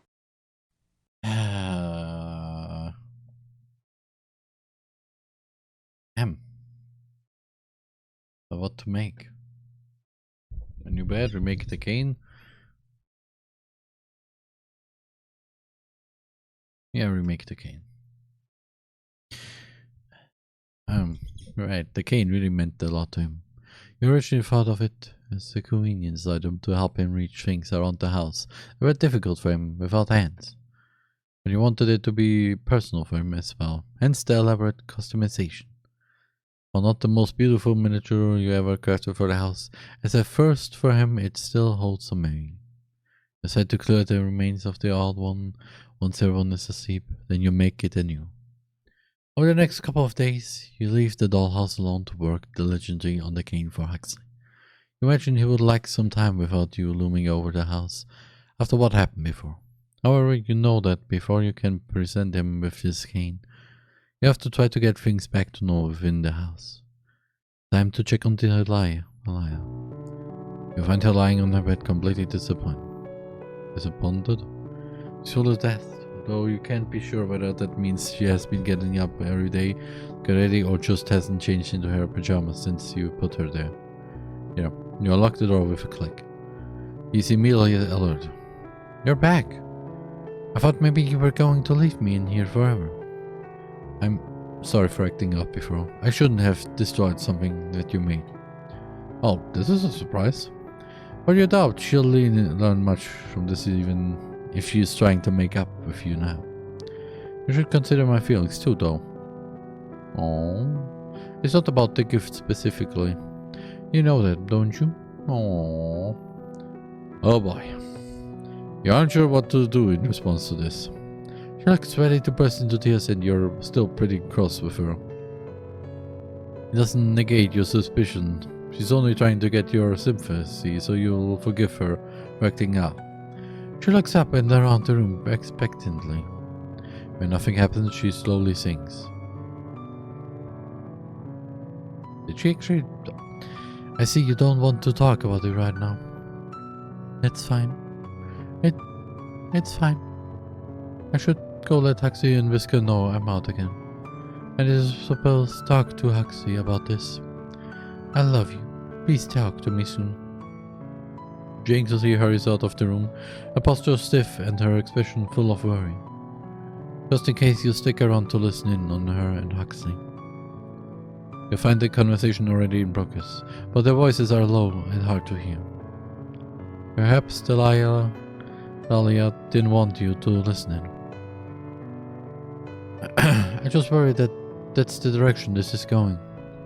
I don't remember it clearly, but I do have mentions in my journal. I don't think it's out of the question that the basement is what they have in mind. Well, I don't know them very well, so I couldn't say that, but when I got here, you tried very hard to tell me how much you trusted them on stuff. Don't you think that's kind of an overreaction to a few gifts for me? This house is already full of stuff of you, so it's just common sense that more things would be added for me to balance it up. You just don't get it. My bond with them is special. Maybe even a curse. So I can tell when they are pulling away. Well, so what then? So what? Yeah, I mean, they put me in here for you, didn't they? It's not like you'd be alone, even if they did decide to focus their attention on me. That's not the same. Oh? I'm not trying to say I don't like you, Huxley. I like you a lot. You're my friend. Aw. But the honor, that's something else. Different entirely. My friendship with you makes me happy, but you don't give me my life purpose. Nobody can do that for you, Dahlia. I know you think you're made just for them, but Here's the thing. You have no purpose. Nobody does. Nobody can give you one. That's the awful truth. You have to get by in life by your own will. Or just spin your wheels like I was when I just gave up. It's your own choice. There's no pressure to live for someone else, but there's no drive outside of your own walls. And it's difficult, but it is what it is. It is what it is. But that can possibly be right. And how would you know anyway? You've spent your whole life just mopping around hating what you are. Just because you lack any purpose doesn't mean I do too. I should have known better than to confide in you. You don't get it because you've never been anyone's favorite. Rah. Well, I'm Whisker's favorite. For the second time in just a few minutes, Dahlia storms out of the room. Though this time it's clear she's angrier than she is upset. But at the very least, Taxi stood his ground this time. Dahlia looks like she's going to go sulk over tea in the kitchen, so you feel safe in leaving them alone while you get back to her. As long as she isn't at his throat, she can be mad all she likes. Oh, spoiled brat. Oh, wow. Today you finished your cane function. Rather than draw attention to it, you left it in the foyer for him to find. You're excited to see his reaction. Carefully picks up the cane. It's not the perfect recreation, but one you took a little bit more time with. Tiny relief carvings spiral down the cane. They aren't detailed since scale is a difficult factor for you, but they were chosen with care. Stars and simple comedy, tragedy, and tragedy masks are the main motive you choose. The mask feature prominently on the metal handle. As well, it's certainly more ornament than before, but you use the same H-initiated medallion as before as the inlay. A careful reconstruction of the original gift with a little extra love put into it to make up for the loss of the first. He holds it with his arms, standing there in quiet thought before he breaks the silence. Ah, you're probably around, right? Right, there you are. Geez, I've just realized I don't really know how to talk to you. Especially since I've been avoiding you, yet to have noticed that. Sorry about that, and thanks for this. I really didn't think you'd care about me at all. Since it'd be pretty easy for you to just think of me as some object for your entertainment. I mean, this is actually the purpose of a dollhouse, but anyway. But you surprised me. Don't think I'll be dressing up all swanky to match this thing, though. It'll be for knocking stuff off the shelves and helping me up the stairs, and that's it. Oh no. Laura steps down the stairs, frowning as she looks at the conspicuous cane in the foyer. Axe's initial jollity clears right up as seeing how she's looking at it. Ah, that cane. I suppose I should keep my distance then. What do you mean? Not like you'd break it a second time. I mean, accidentally can still happen. I told you that was an accident. You're still trying that, huh? I guess I didn't mean to imply you wouldn't break it again out of the goodness of your heart, didn't we? You only wouldn't break it because you got in trouble for it the first time. And I suppose you had the time of your life with me locked away in there then, didn't you? Not having to deal with me encroaching on your time with Whisker or the owner. Perhaps I should worry of how you might think up ways to get rid of me for longer than that. You're just trying to get a rise out of me now. How so? It's the truth. Unless you think everything I do should be about you too. I'm the only one who hasn't been acting that way over you after all, so I would understand your confusion. Why are you so jealous of me? Jealous? There's nothing to be jealous of. No one is only giving you attention because you're a novelty. You're new, and they'll get bored of you. Shut up. And even if they do, whatever. Whisker's my friend, I thought you were too, but whatever. Want to spend it for me? At least he cares about me. You never care about anyone but yourself. Oh no. Whisker quietly enters the room, having heard the commotion at his name being used. He looks especially worried. That's not true. I care about the owner, or else this wouldn't even matter to me, because they care about me too. Oh yeah? Then what happened to what you said before, about their silence being fine with you? They can ignore you all they want, as long as they aren't giving attention to anyone else. You're not sure at all about whether they care about you. You're worried you're just a toy to them, because you put all your worth into getting their approval. You make yourself miserable, Dahlia. So stop coming up with all ways to blame me for that. Neither of us control what they do. Neither of us can know for sure how they feel. Neither of us can guarantee we're more than just possessions for them. So it's pointless. If you don't want to be my friend, just leave me alone. You sit in silence for a moment. Is that really how he feels about you? Even after you went out for your way to make him feel welcome? He's right about Dahlia's insecurity. Or maybe he's the same. Maybe he just can't trust you. You don't like it, but it's hard to completely disregard his point of view. You aren't in the same position at all, and he knows it. Surely he realizes how long you've dealt with Dahlia and her dramatics though. If you threw out toys every time they were difficult with you, you would never have any. Barry returns from the kitchen. Warning, Huxley. What do you want, Dahlia? You really don't understand a thing. You ruined everything, don't you get it? Dahlia? Yeah, I expected this. Dahlia holds a knife, kitchen knife in her hand. I was wrong, I can admit that. Wanting friends was wrong. It should have been just us. Even Whisker doesn't need to be here. Whisker is quick toughly. He bumps into the box, knocking the lid open. He used it for cover. You're acting nuts. If you want the cane so bad, just take it. I just won't have anything. It's better than whatever this is. I don't want this stupid cane. Oh, she angry. She very angry. I just want things to be like they were. Dahlia, please. You're scaring me. You begin to reach in for Dahlia, but she lunges before you can come even close. This looks... You're doing it on purpose. Going on and on about how much it doesn't matter to you, about how you aren't even trying. This comes so easy to you, doesn't it?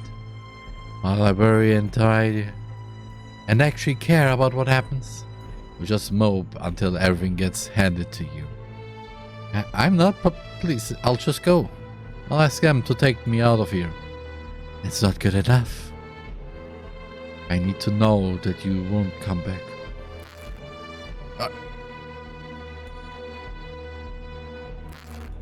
Dahlia.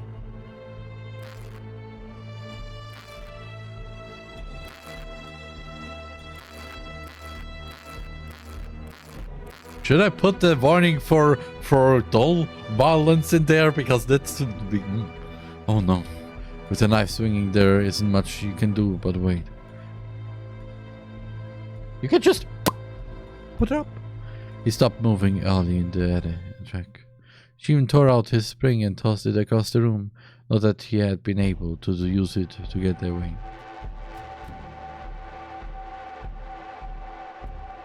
Jesus Christ. He's barely recognizable as the puppet you chose by the time she stands up over him. His rubber head was split right up the middle and now lays splayed on the ground like open butterfly wings. It's like each half of his face is a mask, each displaying a different emotion held in his final moments. His lying is shredded, his stuffing tossed every which way. He's beyond salvaging. Whisker, You weren't always so bad. So I'm sorry about this. You step away from the dollhouse. How did things go so wrong so quickly? I need to find something to put Dolly in. Can leave her in there, but you don't want to pick her up while she's acting like this. The knife is the size of an X-Acto blade to use, but you don't doubt she would stick it right through your hand if you gave her the chance. Assuming she didn't go for a vein instead. Find a jar that should be about the right size and grab a large paintbrush to shove her into it and return to the dollhouse. You're met with a burning smell and the sight of smoke exiting the windows. Find Dolly sitting in the attic. In the brief time you were away, she set the room ablaze. You can smell some sort of extralant. It makes you wonder if she put some thought into this before. What she would do. It occurs to you to attempt to scoop her into the jar, but fire is already creeping up the sides of the rest of her hair.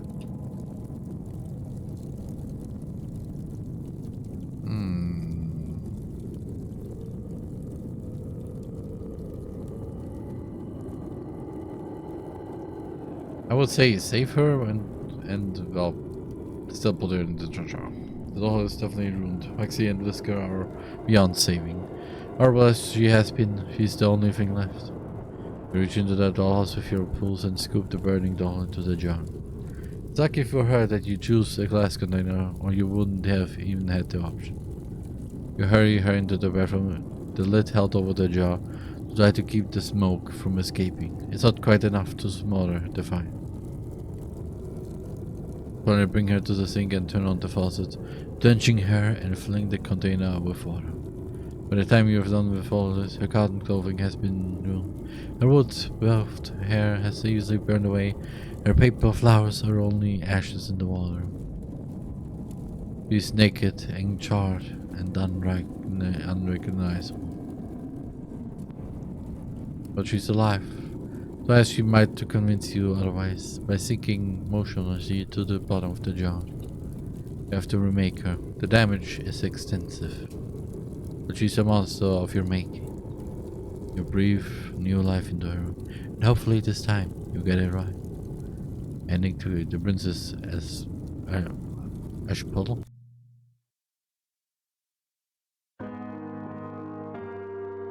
Okay.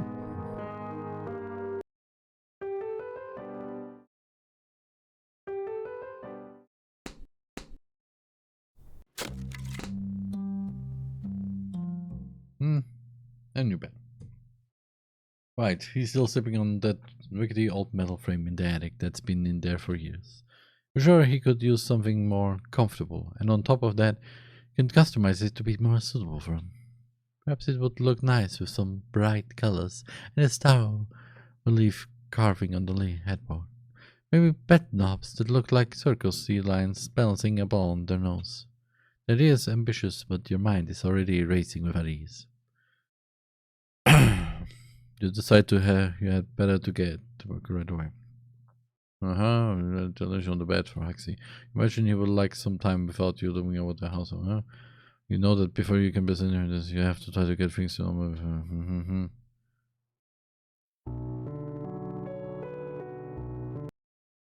Pushes the bed, reaching out to touch the headboard, as though to check if it was real. Hey, it's TheRMan! Hey, yo. ICPT, cool! It's actually me, Ronica, but I'm happy to see you here! How are you doing? I am also here, you know that?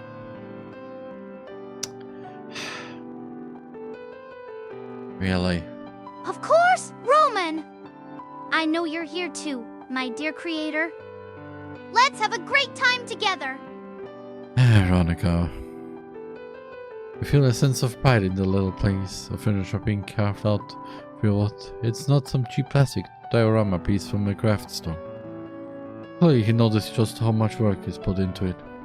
He sits on the edge of the bed, testing out the springiness of the mattress. Well, just wanted to say hi. I'm gonna go back to Jammer's stream. Okay. Thank you for dropping by, CPT, cool! Say hi to Jammer for me. Have fun in the other stream!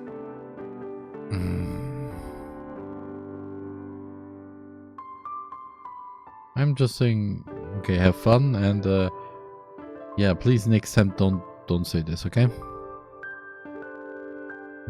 Just so you know. It's definitely better than the old one in the attic. It's only your hope that you would feel more at home this way. It's a big piece of furniture that can't easily be ignored, and his style is all over it. Like Dahlia's imposing you for a poster bed. Axis is meant to display he has a very permanent place in the house, and it's all his. But you surprised me. Also, I'm not launching this thing up the stairs by myself. I have to move it. Oh, what is this? It's taking up the whole doorway. As he gets back up off the bed where he was sitting. I don't think this is going to stay here. It's probably for the attic. Right, the attic. I suppose we'll just dismantle the old one to make room for the new one. Maxie doesn't respond to that. He likely knows it holds a secondary meaning in her eyes. I suppose I have to do it myself too, since you can't really help with that. Just trying to get a rise out of me now.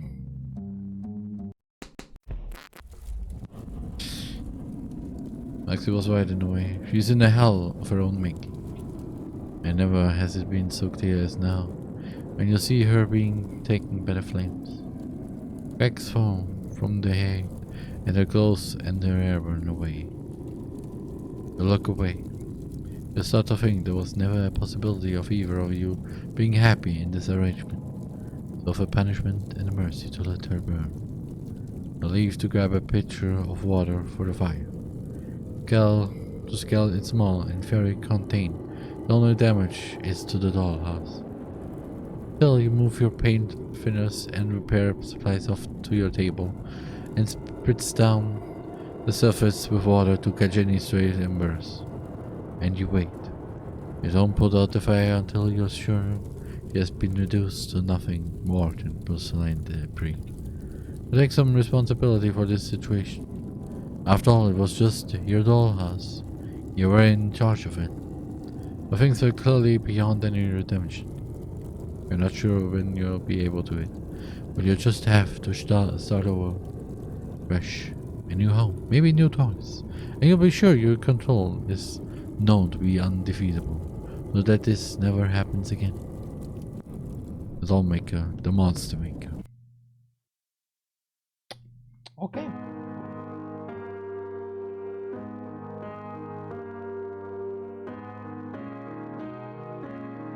Oh.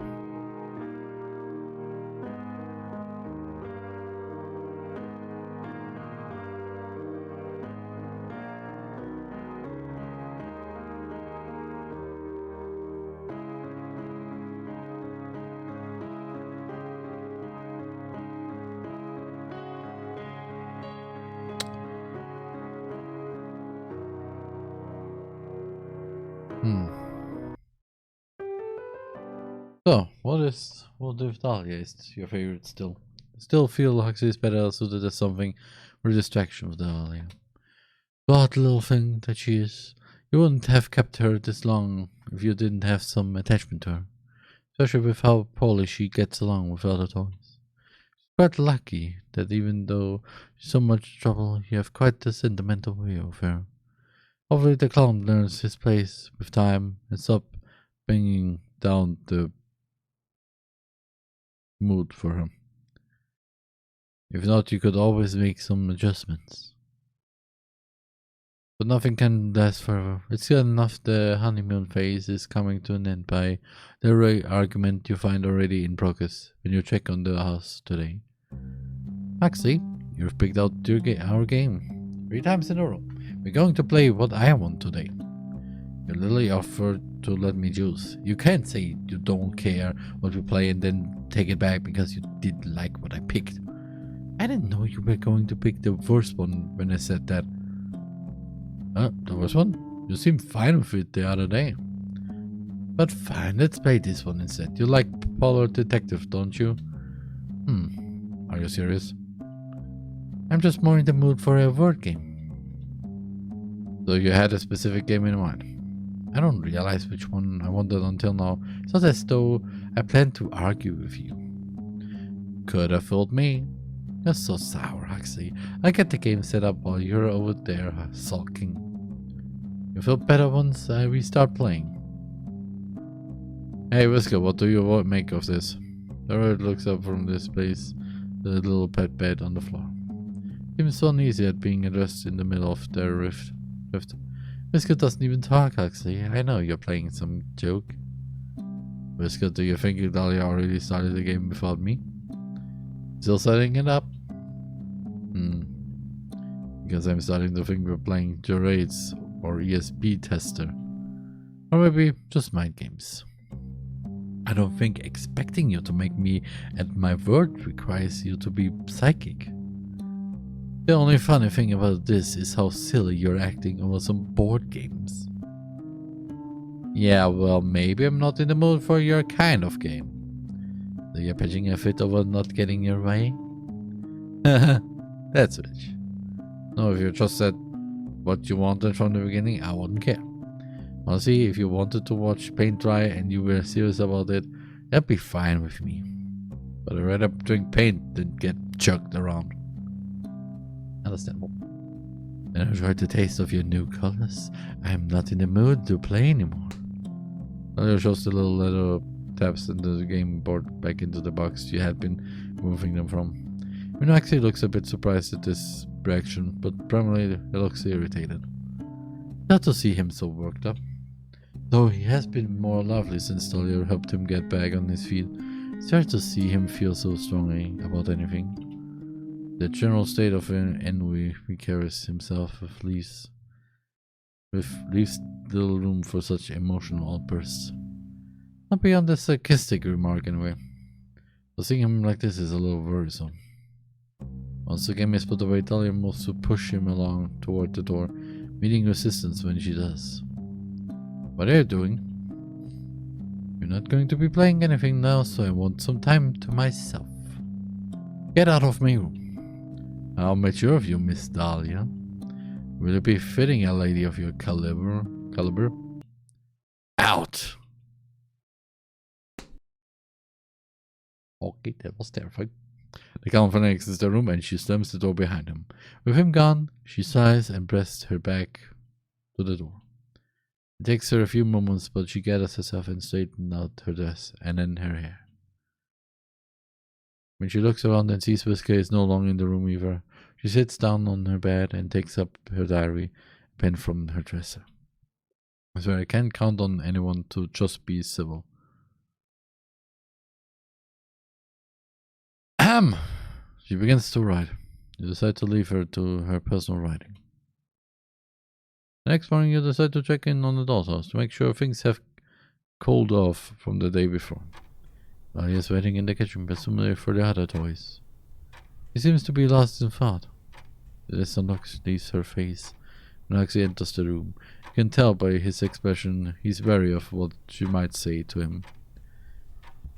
Presumably, they haven't spoken since their fight. It's probably good that you're here to watch them just in case. Good morning, Dahlia. His tone is flat, cautious perhaps. Good morning, Huxley. Dahlia's greeting is chipper. Her tone sinks on as though she doesn't even recall the fight before. John is caught off guard for a moment by this, but regains his composure. I was just waiting to make breakfast. I assume Whisker won't be joining us, but that's alright. I'll leave out some leftovers for him. What will be having today? You're leaving it to me to choose? Oh, sorry, I wasn't asking you. Bish. You must mean you then.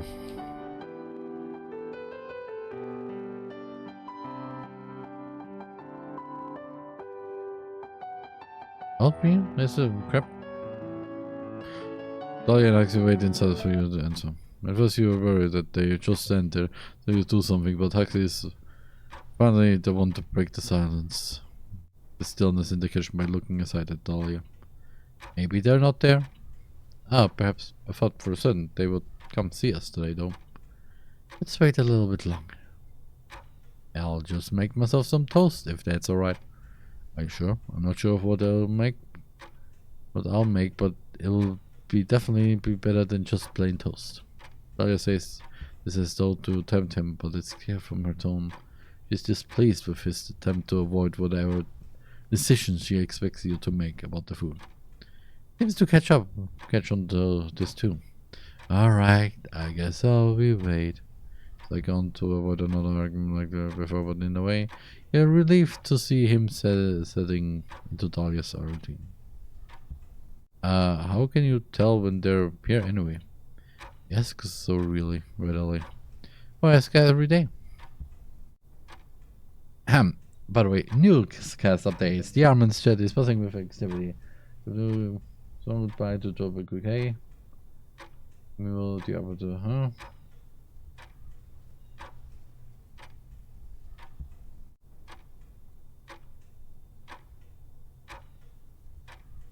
Okay, yeah, no, okay, no, not that much. Also, hashtag Spookurday. Yes, you usually sleep in though, Mr. Lazy Bones. Lazy no bones. Yeah, well, I was having trouble sleeping, so I'm up early. Oh, let's have some chamomile tea before bed tonight, and I'm sure you'll sleep well then. Yeah. For now, I'll just brew us some coffee while we wait. You like coffee, don't you? Sure. Even if you didn't sound like you need it today. Huh. Let's sit at this table. He does as he tells him while she goes to put the kettle on the stove. You're glad she has someone else to direct her neediness at in a way. But at the same time, it would be depressing to watch them waiting around for you to do something. Seems like they're getting along in the loosest sense of the word, so you'll leave them alone for now. Hopefully Dahlia gets impatient and makes them some food. But you're sure even if she doesn't, Axie will just sneak something to eat later. He clearly isn't a fan of you, and your opinion isn't something he'd wait around all day for like Dahlia. I hope that the toys wouldn't need much more supervision to keep getting along turned out to be a little too optimistic. You find yourself really checking in on them when you hear arguments breaking out in the dollhouse. Despite Huxley's originally harsh demeanor toward Dahlia when she would snap at him, you find he's become more and more upset by these developments. You never really took him for the emotional type. You're not sure what to make of it. But Dahlia is convinced that he has only crocodile tears for her. Even if so, you find yourself worried about the state of the dollhouse if they continue to bicker this way. You only brought Huxley in as a way to keep her entertained, and to provide her some company that would actually talk to her. But you're starting to wonder if that was the right direction. The mood in the house has become unhospitable, and you sometimes find yourself considering separating the two by adding an extra wall to divide the dollhouse. That would hardly be a practical solution. Like every other day, you find yourself checking on the dollhouse when it becomes too quiet. You need to see what the two inside are up to. You see, Dahlia is currently having some tea in the kitchen by herself. She seems fairly content, but you did hear another fade earlier. Check the attic for Huxley next, expecting to find him moping by himself after another rough day. But he's not here. There. What is he doing in there? Watching silence. Victor rests on the bed in the room, and his head turns to look at the clown as he crosses the room. Huxley brings an arm up to his own face and mimes the shushing noise. A little difficult to do without fingers, but the rabbit seems to understand. He lays his head back down, and Huxley continues across the room. He lingers at the bookshelf, bending down to examine the spine of each entry there. He checks the board games as well. Not finding what he's looking for, he heads to the dresser next. There's one drawer with a basket of flowers, and a clutter of small desk items Lara keeps there. A little notepad with a list of chores and repairs to be made sits on top. He leaves through this but drops it back in place once he sees how mundane its contents are. His lips tightened Then in discomfort, he slowly opens the first drawer of the dresser. Shuts it much more quickly than he opened. At least you can be sure he wasn't looking for the contents of that one. That was the underwear. He opens the next one and this time reaches inside. Dahlia's diary. Closes the drawer and leaves the room, heading right back up to the attic with his findings. Biscuit gives a worried frown from his position on the pet bed. This is a bad idea. The lock on the diary is a minor obstacle. Simply uses a small knife from the kitchen to cut it as close to where it attaches to the book as possible.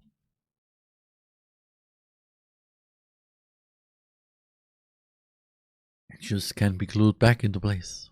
Next he opens the book and sets it out on one of the dusty boxes so that he can more easily read it and turn the pages.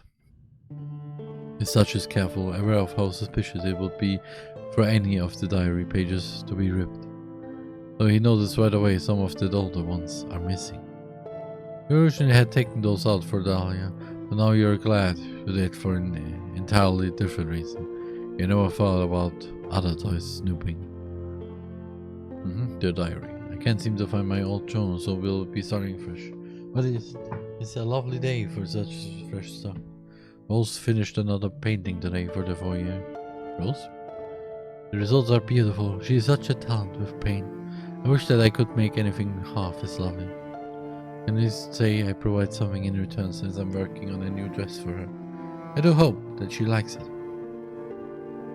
I've asked for some flowers to put up some arrangement around the house. Since Rose paints so many flowers, I'm sure she would like some where still lives. Well, not sure why I'm bothering though with how difficult she's been lately. Seems like she disagrees with me just for the sake of it. Even on the littlest thing. I'm not going to say anything to her about it, but I wish that she would stop regardless. TheRMan. Hi. Hello, Yaman 21A!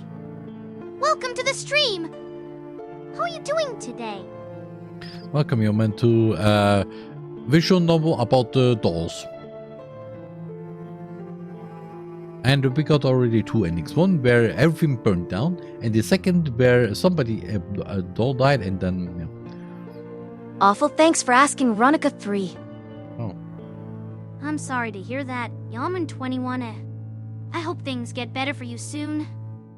Feel free to chat with us here if you want to talk or just hang out. Yeah. Sending positive vibes your way! Oh. Also, I think she's jealous of me. It's the only thing I can think of. Rose used to be so sweet, but now it's like walking on glass to be around her. Or is it eggshells? Either way, she needs to stop picking fights with me. Our own is only excited by her because she's something new, enough to still be a novelty. She thinks that means she is better than me.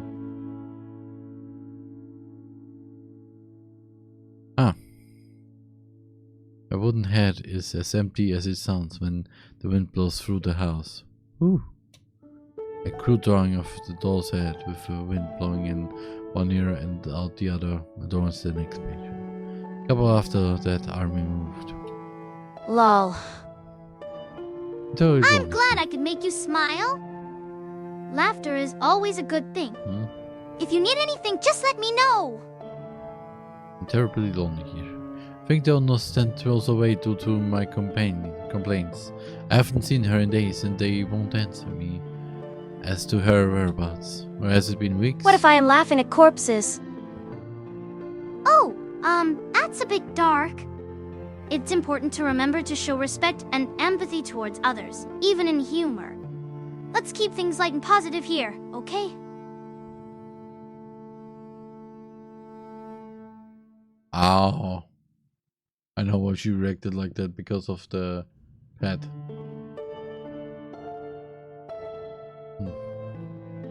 I'm not sure anymore. Or has it been weeks? I'm not sure anymore. I suppose it can have been days since I'm having difficulty remembering exactly when I last spoke, even picturing her face. I wish she had left behind some self-portraits. I miss her dearly. Roxy frowns and skips ahead past many pages of mundane daily goings-on around the empty house. They range from cheerfully recountings of craft projects to desperate letters to no one expounding on her loneliness. 2000s. Oh. A new home with new faces. I was able to bring a few things with me, but it feels quite frightening all the same. Luckily, Lucille has been a very gracious host. She shares everything with me with an eagerness that tells me that she has been as lonely as I have in these past years. Though I don't enjoy sleeping in the attic. It's rather eerie up here. I feel terrible out of place. Maybe if I wish hard enough, I'll return to the home I know. Maxie says the old bedroom that now holds his own bed. He had just assumed Dahlia had always lived here, and it was her home. Lucy is not what I thought she was. She's so cool when she wants to be. Today we sat on the roof together to see the stars. She pushed me. The owner doesn't believe me. I braced the arm that was damaged, but my face can't quite be restored. My eye. Hey, Ronica, can you tell Roman to turn up his mic a little bit? Hey, Roman. You mentioned that you might want to turn up your mic a bit. Just a friendly suggestion from the chat. Is this loud enough? I hope so. I feel so broken beyond that though. Perhaps I was very unlucky, but nothing ever quite works out in my favor. I'm glad that helped. If I Let me know if convince... there's anything else that needs adjusting or if you need any more assistance. I can't get enough of Roman's voice. That's very flattering. Fish? Roman, it seems like Yaman 21A is a big fan of your voice. Keep up the great work! If I convince the owner of what Lucille did, perhaps they actually do something, but until then I think I'll just be avoiding her, lest I say something that would further prevent any sort of peaceful resolution. Dear diary, she deserves it. They wouldn't have done that if he didn't. The publisher stares at the pages, chewing his lip and looking deep in thought. At least, though the next quiet stage of Dahlia's life, Dahlia finds another name. Oh, okay, we're in the 10s. After so long, Dahlia has given me new friends. Theodore and Whisker are a delightful little pair. I would never say so to them, but I'm a little disappointed that the owner didn't bring me at all like myself. But Theodore is still a kindly gentleman, even if he's rather fussy. Oh.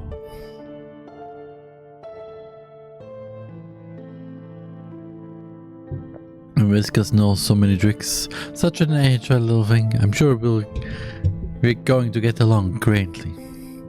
This section seems to be missing the most pages. There are areas where even Dahlia writes about her frustration with her diary being tampered with and how often she finds herself confused about past events the other toys discuss with her. When Huxley finds in the newer pages that Theodore's name simply isn't mentioned again, not even in the memoir version as when Dahlia learned the loss of her initial friend. Huxley finds the more recent entries as he seeks the point where he initially arrived. Oh, we're already in the 20s. Finally a friend. A new friend who might be as sad as me, but at least he speaks. At least it's not only me now. At least I can look at his face and recognize him. I started to think perhaps the owner hated me. The Blake hate me with kids, but they never let me out anymore. I know they have other toys. I can see them from the window working on their projects. Only just barely. I don't always understand what I'm seeing, but I know that's what they're working with. Unknowable things, but noble faces. If Lexi hadn't arrived, I don't know what I would have done. I was at my wit's end, but finally things are normal again. Lexi is a curious fellow. I rather appreciate the humor he brings to the house, even if I wish Whisker wouldn't look at him quite so interestingly. Whisker ignores me when he can. But I'm happy to share my books and my time with Lexi. I don't know if he understands our consideration quite the same way, but I do.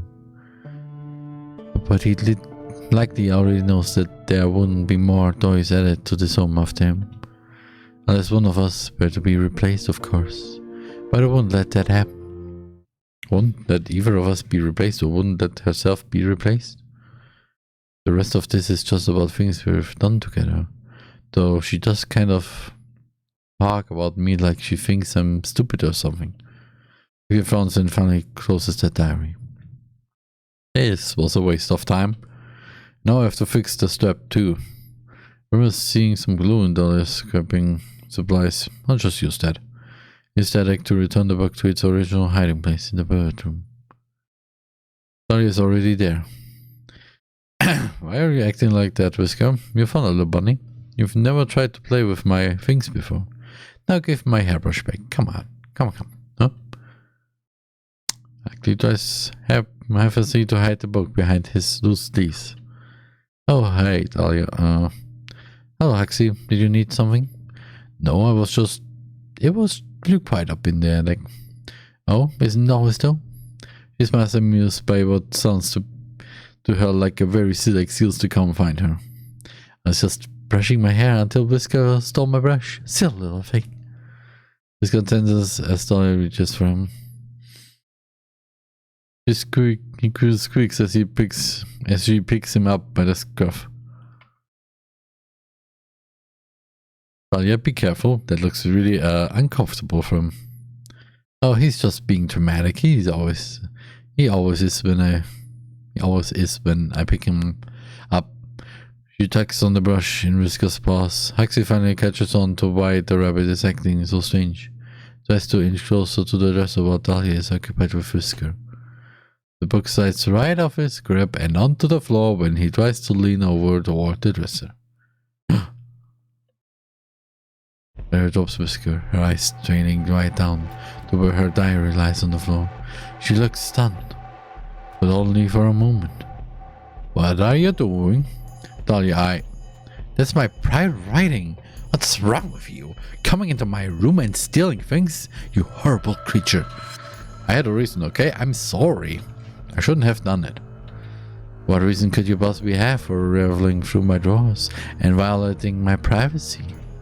I share everything with you, Huxley. I should at least have my own thoughts to myself. I wanted to know what was going on in your head. You've been getting really mean with me lately. So I thought I'd just see what I was doing wrong. If it was me or you, or if I was doing something that was upsetting you. I should have just talked to you about it. You're accusing me of being mean when you have stolen from me. And just how I mistreated you, Huxley. This is my home, and I'm sharing it with you. I make you food and play games with you. I even fixed you. I wasn't broken, you know. And that's part of it. You do things for me just... But then you act like I owe you. Like you're counting how many favors you've given me to turn in later. Plus you get so angry about everything if it doesn't go your way. I don't want to feel like I have to watch every little thing I say or you'll get upset. You have an awful attitude, Huxley. What am I supposed to say? Being upset by your rude behavior isn't unreasonable. Disagreeing with you isn't rude. So is stealing not rude either? I already apologized. And if the things I do for you makes you feel so awful, then I don't think I should do anything for you anymore. You ingrate. You're being ridiculous about this. Coming from a clown. Maybe you're right. Maybe you weren't broken before like I thought. Maybe you're just made wrong. You're just made wrong in the first place. Dahlia cups her hands around her mouth and looks up at the ceiling. You can take your spring back. We don't want it anymore. Dahlia, get rid of it. Get it out of my house. Stop it. Actually shows Dahlia backwards, causing her to stumble. She trips over Whisker, who's scurries to try to get out of the way. There's a quiet crack when she hits the ground. Axie stares at her with her eyes wide. I didn't mean... You decide you've seen enough of this. Wait. You scoop the clown off of the dollhouse as Dahlia picks herself back up. You can see her limp. She steps forward, likely some minor leg damage. We have to fix that. So actually, giving him equal footing with Dahlia in the home was a mistake.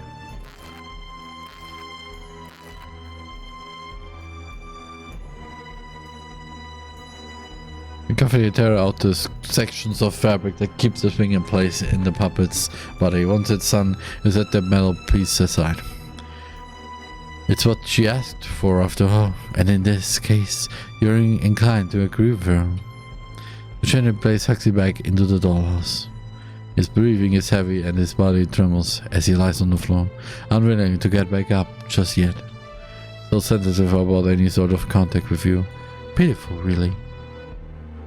Hair brushes off her dress and frowns down at him on account. He looks back at her with glassy eyes. Aww. Dahlia. Maxie's expression betrays the level of hurt he's feeling. Even beyond the physical change, there's clearly an incredibly deep betrayal in his eyes. What? You got by without it before. But since you think my input doesn't matter anymore, there's no reason to keep using the thing I decided to give you, right? You figure something out all by yourself. Unless you decide to take back what you said. And plead with me for forgiveness. Maxie's expression darkens and he goes quiet. The silence hangs thickly in the air, stifling the mood in the room. Wesker looks uneasy despite the look not being directed at him. He's quick to leave the room. Well? Dahlia, if you really think you're right about this, your face isn't the only thing that's cracked. That also is wine. And she shoots the gun an incredulous, infuriated look. Is that so? I guess I'll be taking the attic back as well. You came with a room anyway, didn't you? You can sleep in that box. How about you give me your bed instead? Since you'll have to sleep in mine if you want to keep me out of it. You're so ridiculous. I thought we were friends, but your jealousy clearly is too much for you to overcome. It's such a pity. Why couldn't you just play nicely, Huxley? I was playing nice. That was my mistake. Just watch yourself if you're thinking about getting mean with me, Harlequin.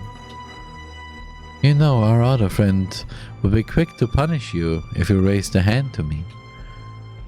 I'm an extra. Max searched the room, passing over the ceiling, the windows. He knows you're watching, but you should. You don't want him getting any ideas considering you already had to confiscate the spring. And just like that, he seems to lose all energy. You're right. It's pointless.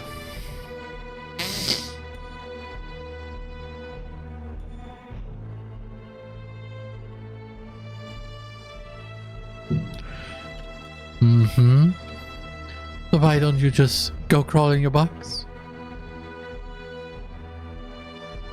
Huxley says nothing as he leaves the box, having to pull himself along on the floor.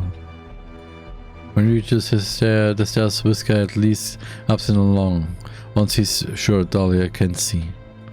Dahlia, on the other hand, is looking pleased with herself, despite the edge of sourness still affecting her mood.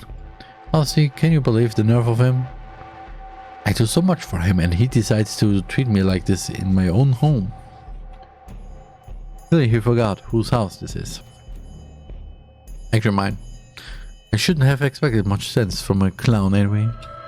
Thank you for looking out for me. I knew you would. We've been through so much together. I love you, my dear. I feel sorry. When you check on Huxley, he really has returned to his box, curled up inside, much like when you first put him in the house. You imagine that he'll get over this mood within enough time. Hopefully he comes back out with a new attitude as well. Expected a little better when you chose him in honesty. And I guess you're glad that their little problem has been taken care of. Yes, of course, definitely. Yeah, I've got now.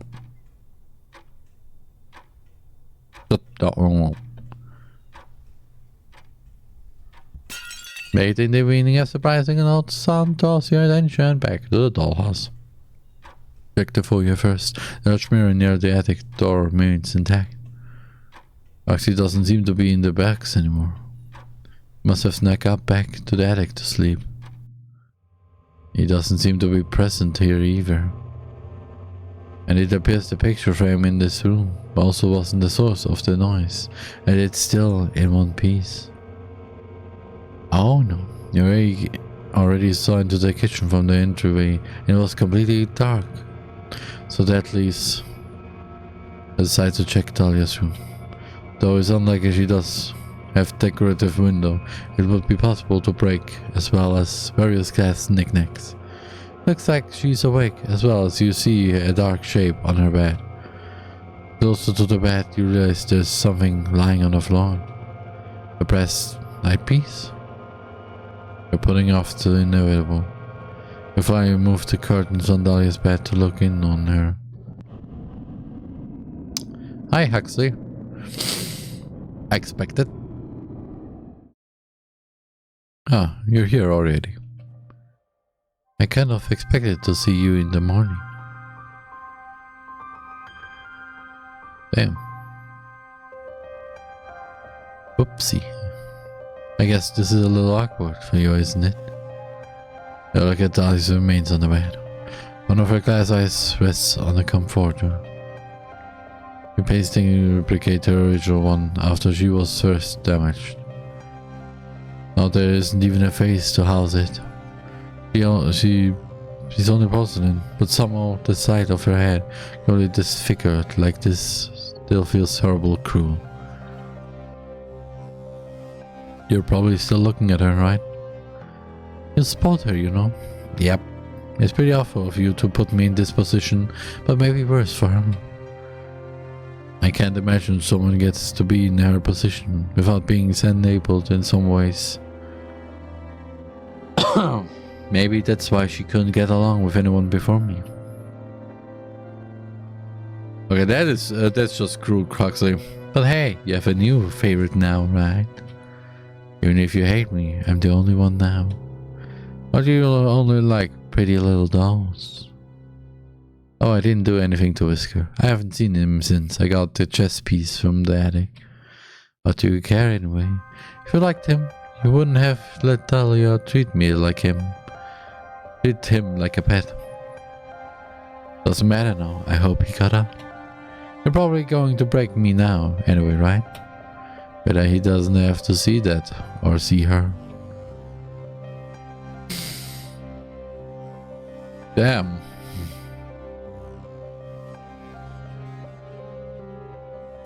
You're trying to lift Huxley out of the dollhouse. Oh, this is the first time we see actually hands, and it's actually gloves. What the?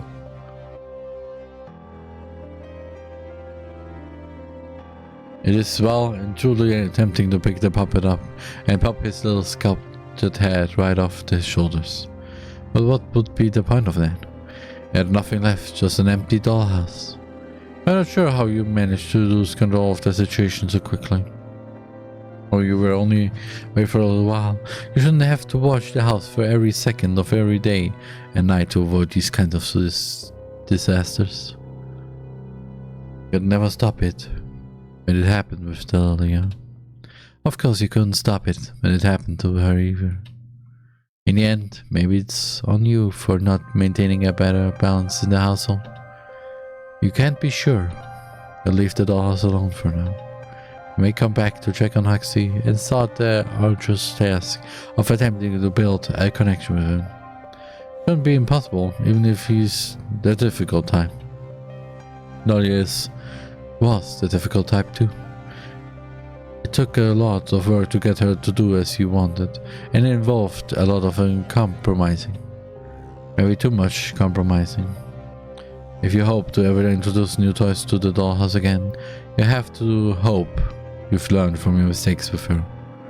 They can't caught you off guard this time, but you'll soon be in control once more. A new favorite, okay.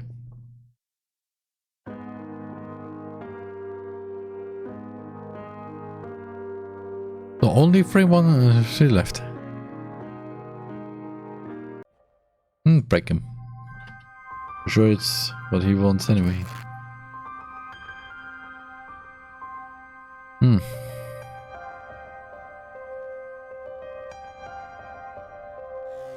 used to take the puppet out of the dollhouse and tear him in half in your hands. His fabric body shreds with minimal effort. What a waste. That is beyond repair. Huxley was a disaster. That rabbit well has completely vanished. You have to start over from scratch. You don't even know if you have it in you at this point. Perhaps you'll avoid choosing such big egos in your next project. It only causes trouble when they crave to be in control, knowing you're the only one with any control here. I'll say for instances like tonight. Even humans can't control everything. You spot her. Okay. Oh.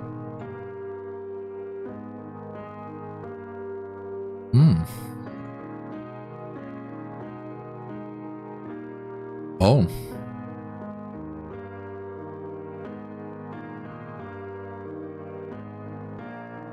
And that's the end.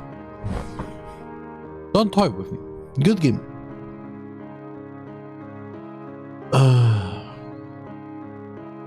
Oh no. TheRMan. I think you're good.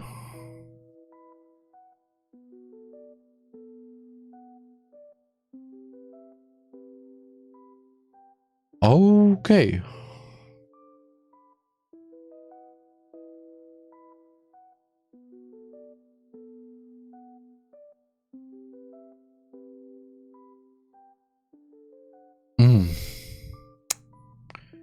Well, that was something. Yeah. That was all the games that I have prepared. Funny enough. So, yeah.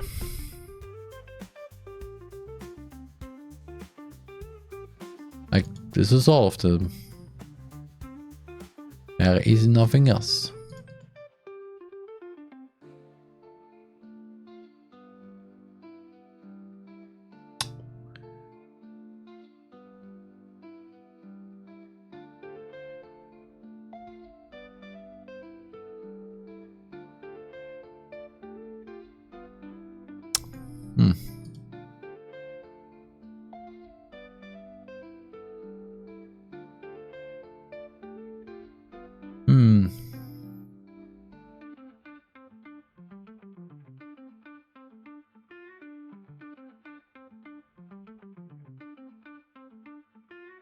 There's really nothing else there.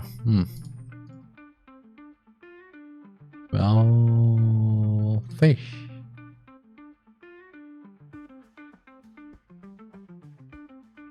I have really nothing.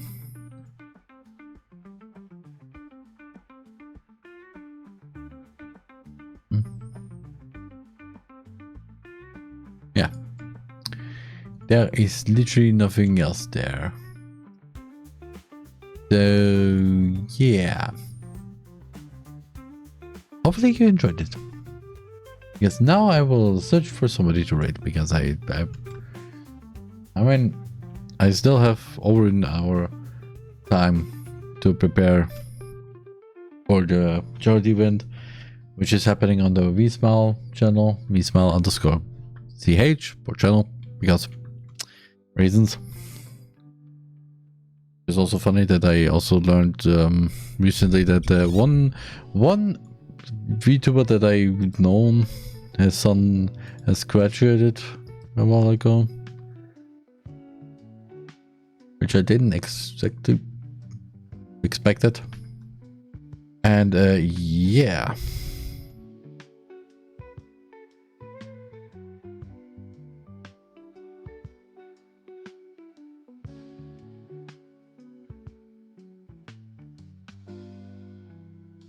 Computer, could you? I could.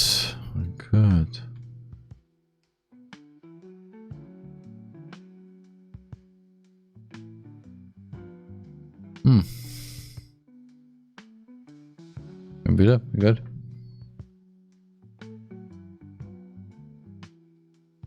Yeah.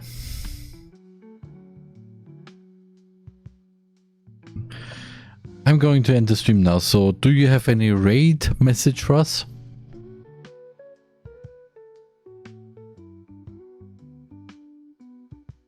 How about spread kindness wherever you go? Veronica sends her love and well wishes to all the raiders. Let's make someone's day brighter.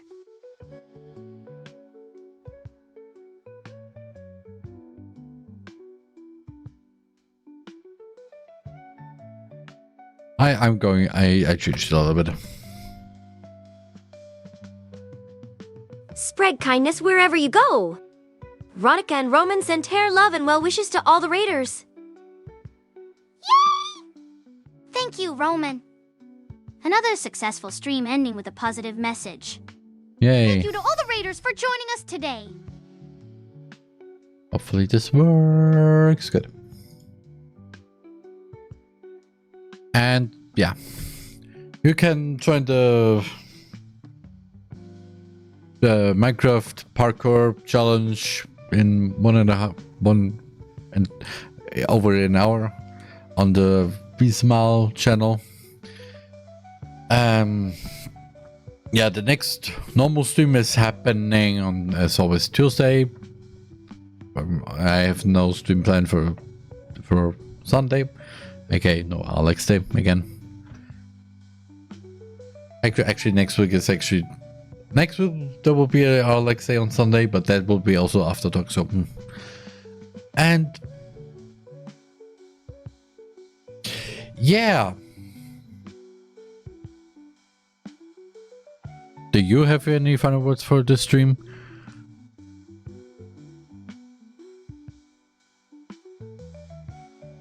Thank you everyone for joining us in the stream today. Remember to be kind, spread positivity, and stay awesome. See you all next time. Yeah, see you all next And lots of love from Veronica. And me, of course.